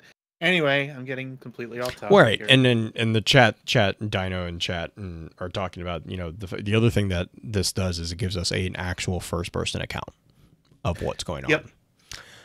Which I still want to know what those creatures are. Yeah. I have my theory, but then my theory got pushed aside. Like, there were different theories. Yeah, there's plenty of good little theories you can go off there. I don't know. There's a couple reports I can think back on that make me think on what it might be. But Mhm. that might be just me. I don't know. Well, hey, Probably not. before we wrap up the forge, you did say you had some spinfoil thoughts on the forges. Do you want to Yeah. drive into that Okay. real quick? All right. You want me to do that? Sure. Yeah. So one of them is kind of simplified. One of them is taking things at face value. Uh, I had to I had to look at a certain enemy type before I came to this conclusion, but it was like almost immediately the connection was made, and it was with the Izanami forge that I had kind of thought about this. Uh, there's the ha, have I think that both of you have seen like what the forges look like and whatnot. Mm-hmm. Ada even has one, of course, hanging up in her room, which I find is kind of funny. That she has an inactive one, or at least the blueprint prototype for one, just hanging there. So it's very easy to like look at this thing and spot it. Uh, Problem is that there's this other, like I said, enemy type that exists that I find funny that they don't really want to associate themselves with Clovis Bryon. Thinking back on another group that really didn't want to consult with or bring themselves together with Clovis Bray too much. And again, it ties all together. I'll stop beating around the bush so much here. The creature that I am referring to is a oh my god, is a harpy. If you look at a harpy when it's in stationary style, where it's just kind of like looking up at the sky and whatnot, its wings kind of opened and sort of pointed down. Mm-hmm. Flip it upside down, and you have a forge. Okay, I'm following you. So I am wondering if they didn't have some kind of Vex tech that they took from for the Black Armory, which would also tie in with some of the weaponry that also kind of exists within how like Hammerhead and whatnot is kind of utilized. It's hard to see, but when you go to reload Hammerhead, you flip up the top of the gun, or actually flip back. I'm sorry, and then inside there's like a coil, and that coil almost reminds me very much of what we had actually seen a little bit with Abaddon, and then also with Nova Mortis. I also look at the base design for Hammerhead, and of course the frame itself is still very Thunderlord, which granted it's an LMG. Of course they're going to look somewhat similar. Right. Uh, but I am wondering in some regard, some way, shape, or form, if they don't have some kind of connection with some sort of Vex tech, or that wasn't in any way intentional. But that initial design kind of piqued my interest. It would also give reason for why the Vex are kind of interested in them, because they're the only race that I can think of, or species I can think of, that it doesn't make a lot of sense that they would be very interested in the Black Armory forges for at all. They're this weird malignant thing that's kind of sitting on Nessus that they're trying to integrate, and they end up protecting it instead. I found the means behind that very weird for why the Vex would do that. So I'm wondering if they don't see it as some type of Vex tech that is somewhat integrated with different systems, which still pans back to how, again, Ada is created and so on as well, because she's the Black Armory version of an Exo. She's not an Exo as what we're used to seeing. So Ada herself is also a bit of an affront to the typical notions of what we have seen day in, day out. Right. And I think that's also a reason her entire existence, I think, is questionable, like how she's able to get past things like DER as much as she is, being that she is still Ada 1 at this point. And I think that has a lot to do with the ways that that she was kind of constructed and put together. And again, if it's a culmination of Vex Tech versus like Hive technology in a way, with the way that they kind of utilized the how possibly Exo, Clovis Bray Exo were utilizing some of the World's Grave technology, if you will, and the Black Armory were utilizing some things for how Vex were built up and whatnot. Which is funny, because I think that's why I like the Black Armory a little bit more, because they have like some silly, weird relation, it feels almost, to Future War Cult. But anyway, that's kind of my main spin foil for that. It's all just a visual joke, if you will, but it's the best visual joke I can kind of think of. The thing that I was having a conversation with some of the clan members about was the whole Ada. You kind of sort of mentioned it with her avoidance of having to do any sort of resets. The fact that she is Ada 1. Right. Well, The debate. I think that has to do a lot with the basis in DER and how she is put together, etc.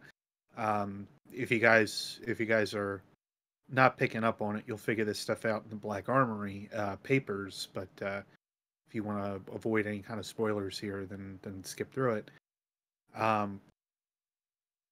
Okay, I think I've given enough time.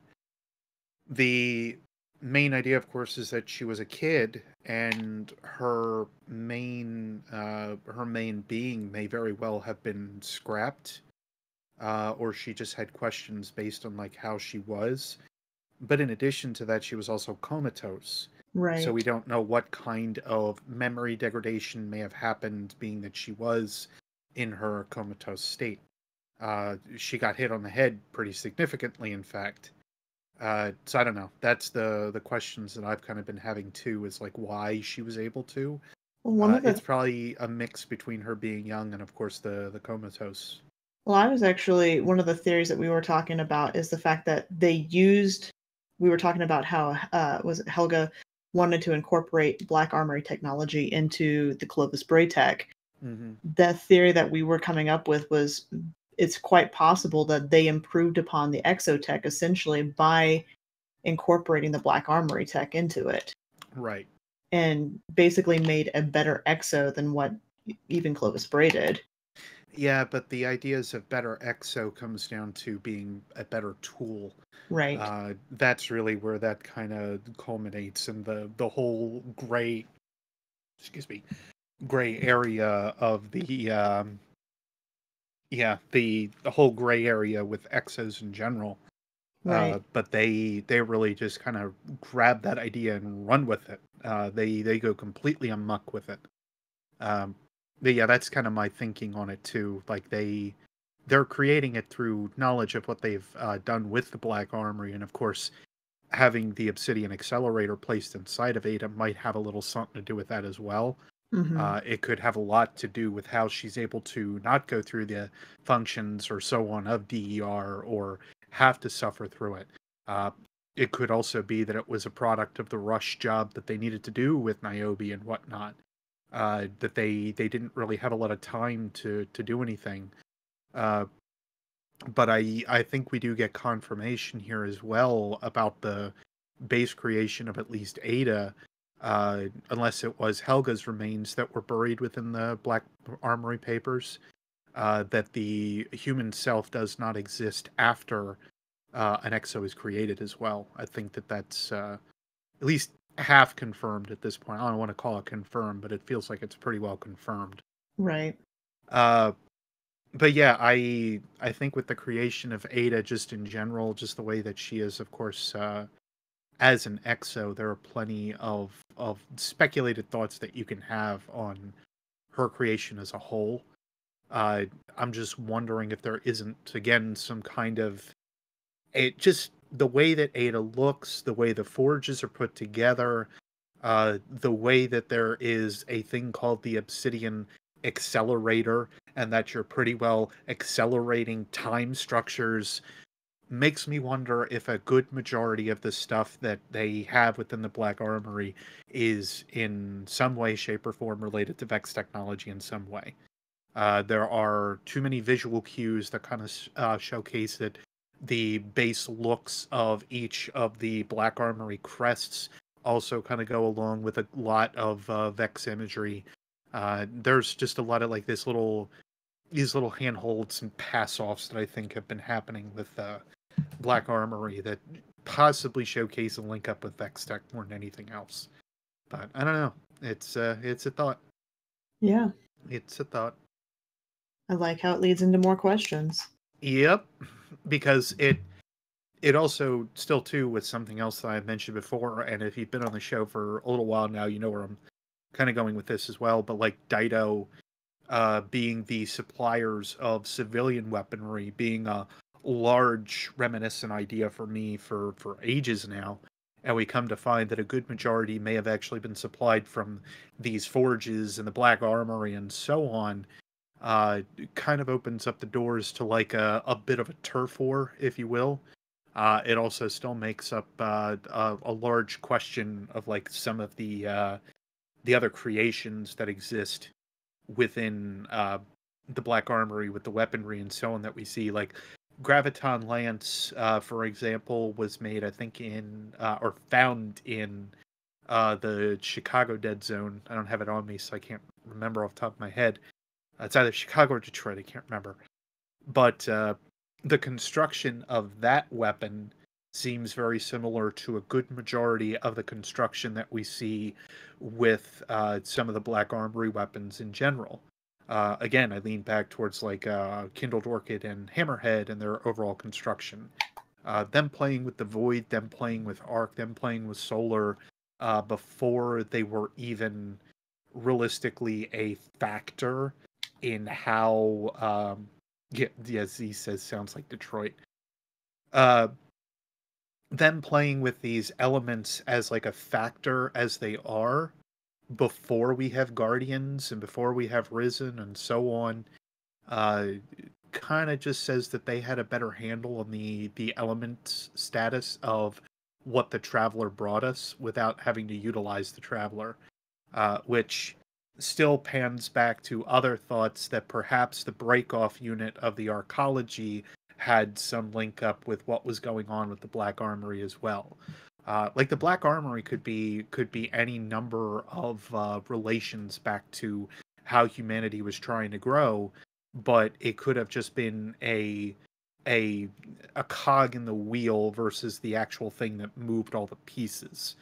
Right. If we look at again, like the Yang La Wei and what I was saying before and kind of hinting at, it's quite possible that the Yang La Wei had a good majority, like a few of these Black Armory forges on it. And if they were able to construct a lot of these, of the weapons that they had for the Awoken from these Black Armory forges, then they can also carry on and do what they need to.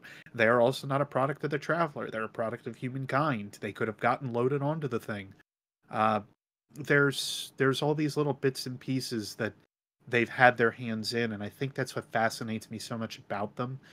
It's that they were a group within the collapse that we didn't know about until recently because they chose to keep themselves hidden, and there's really only one member left out of this entire organization. It could also explain why some of the other weaponry that we have, like Amalon or Vice or whatnot, also comes to fruition and comes and pops up out of nowhere. They are able to utilize these technologies that they found in these weapons that they weren't able to decode or figure out previous, and it turns out that most of them are actually created and meshed with thanks to Black Armory. It really is kind of that missing link. That's why I think that this whole expansion is so important as it kind of is, which is ironic because I think that this is almost like a history lesson or a bridging point. I would argue to say that this is more important than a good majority of the stuff that we've gotten recent. I would agree with that. I mean, there's still a lot of really important stuff, but this is the most revealing when it comes to humanity right at the collapse, essentially. Yeah. Yep. I can't wait till we actually dive into the papers themselves. Yeah. I I've been skirting around that a little bit too much here, I think, tonight. But I mean, it's hard to talk about the Black Armory without talking about Ada, and the papers are all about Ada in Yep. some ways. So, if you haven't read them, Yeah. you should. It's worth it. Yes. I kind of feel like I needed to leave those. There were 4 books that were unreleased, and I feel like that was the one that I wanted to leave for last Hmm. because it had, I think, the greatest impact on me as I was reading it. The other There thing have is been it's not a difficult book to read. no, it's fairly straightforward. I like how the breakdown is within the book itself. Like they have different entry points, so it's Hmm. really easy to just go from like entry 1, entry 2, entry 3 within those within the lore entries themselves. So it kind of helps. It also helps with the way that like time is formulated. I'm still not entirely sure how long that period of time is because there's actually a portion There's quite a bit where missing too. yeah, well, there's also like a lot that like Henriette just kind of like let go for a while. She didn't report back or talk about anything for a bit.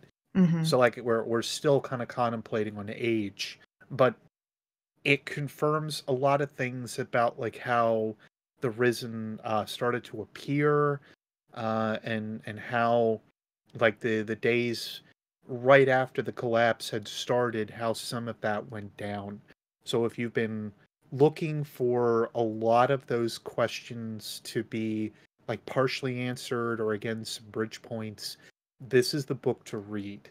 I think that's what has me as excited about it as it does. It's just the amount of information that we have that you can kind of like start to piece through and pick at. That really makes me wonder how much further they want to go with it, or how Hmm. much further we may get along with it. And in addition to that, I really hope that they make Ada a mainstay character as we go into Destiny 3 or anything else that pops up. Just because I really do think that she's a very worthwhile character as a whole.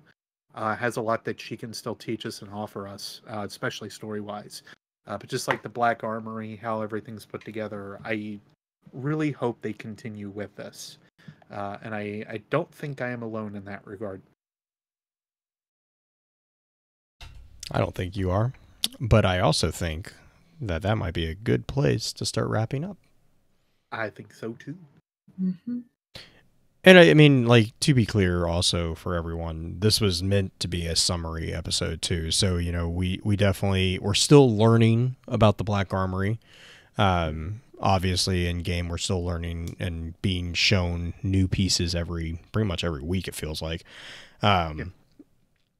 So I definitely expect us to come back to the Black Armory. And like I said, there is an option on the polls to go over the Black Armory pages, which I know like Green and Beard have just been kind of going back and forth for here recently. It's a big subject right now because it's a fresh introduction to a new way of looking at the information that we have.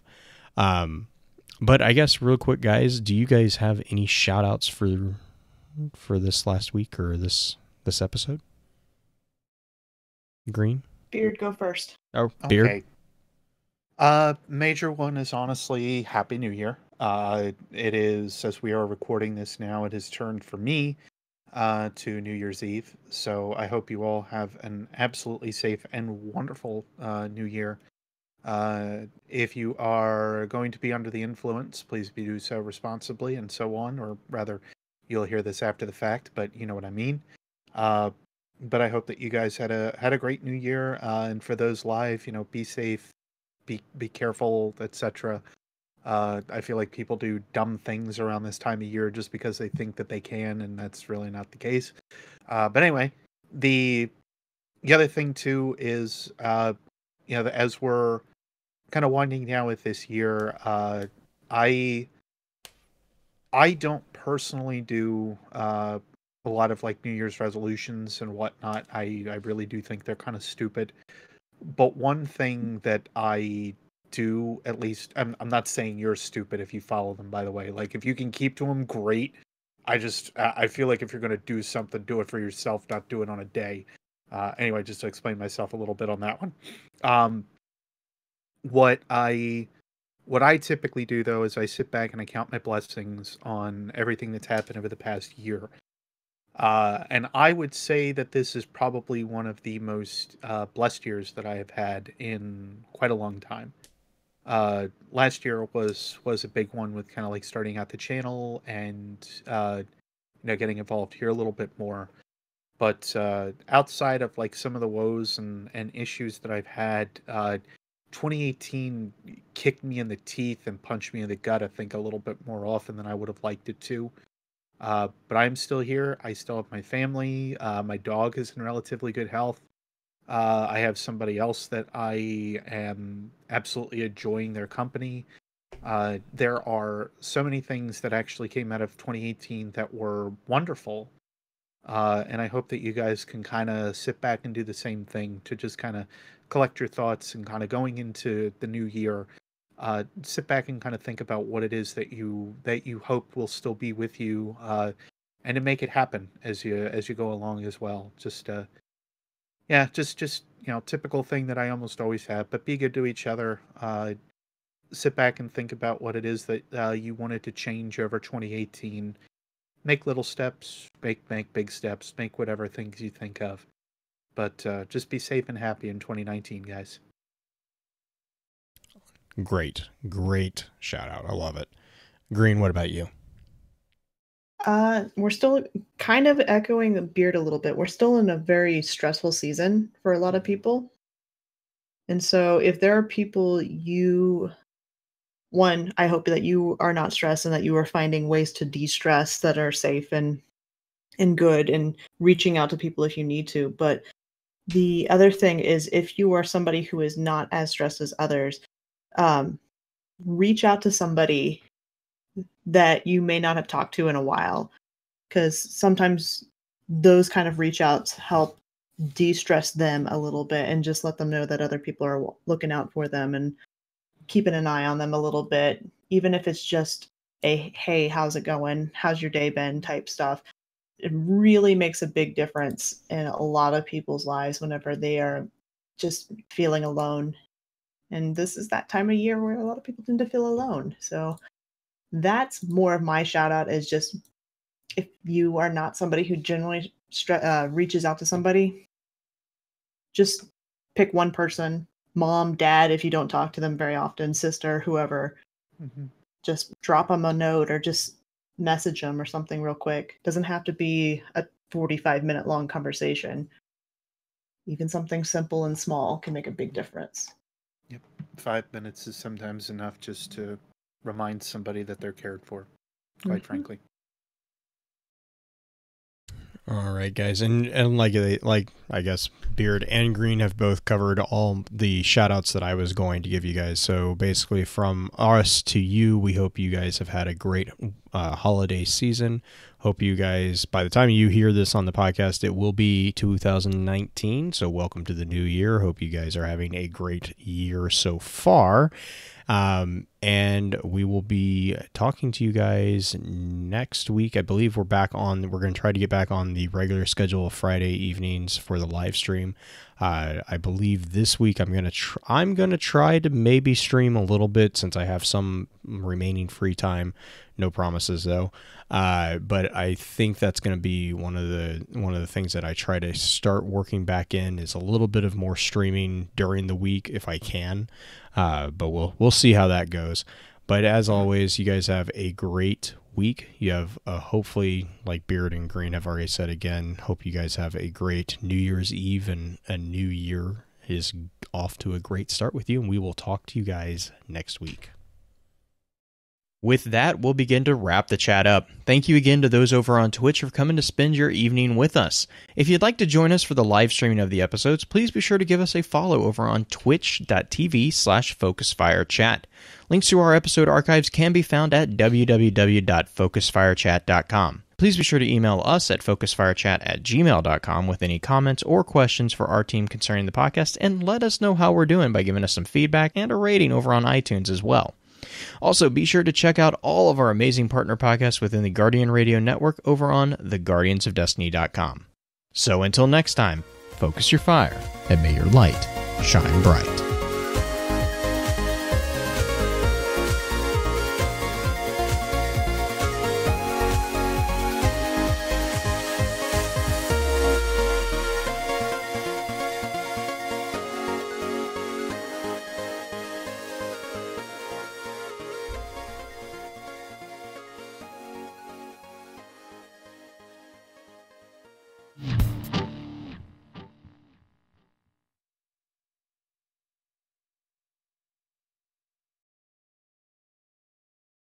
All right, guys.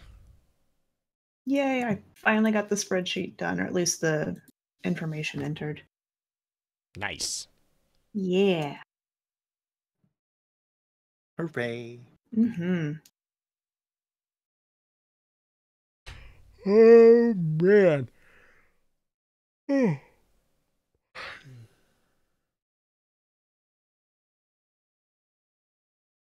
Forge time.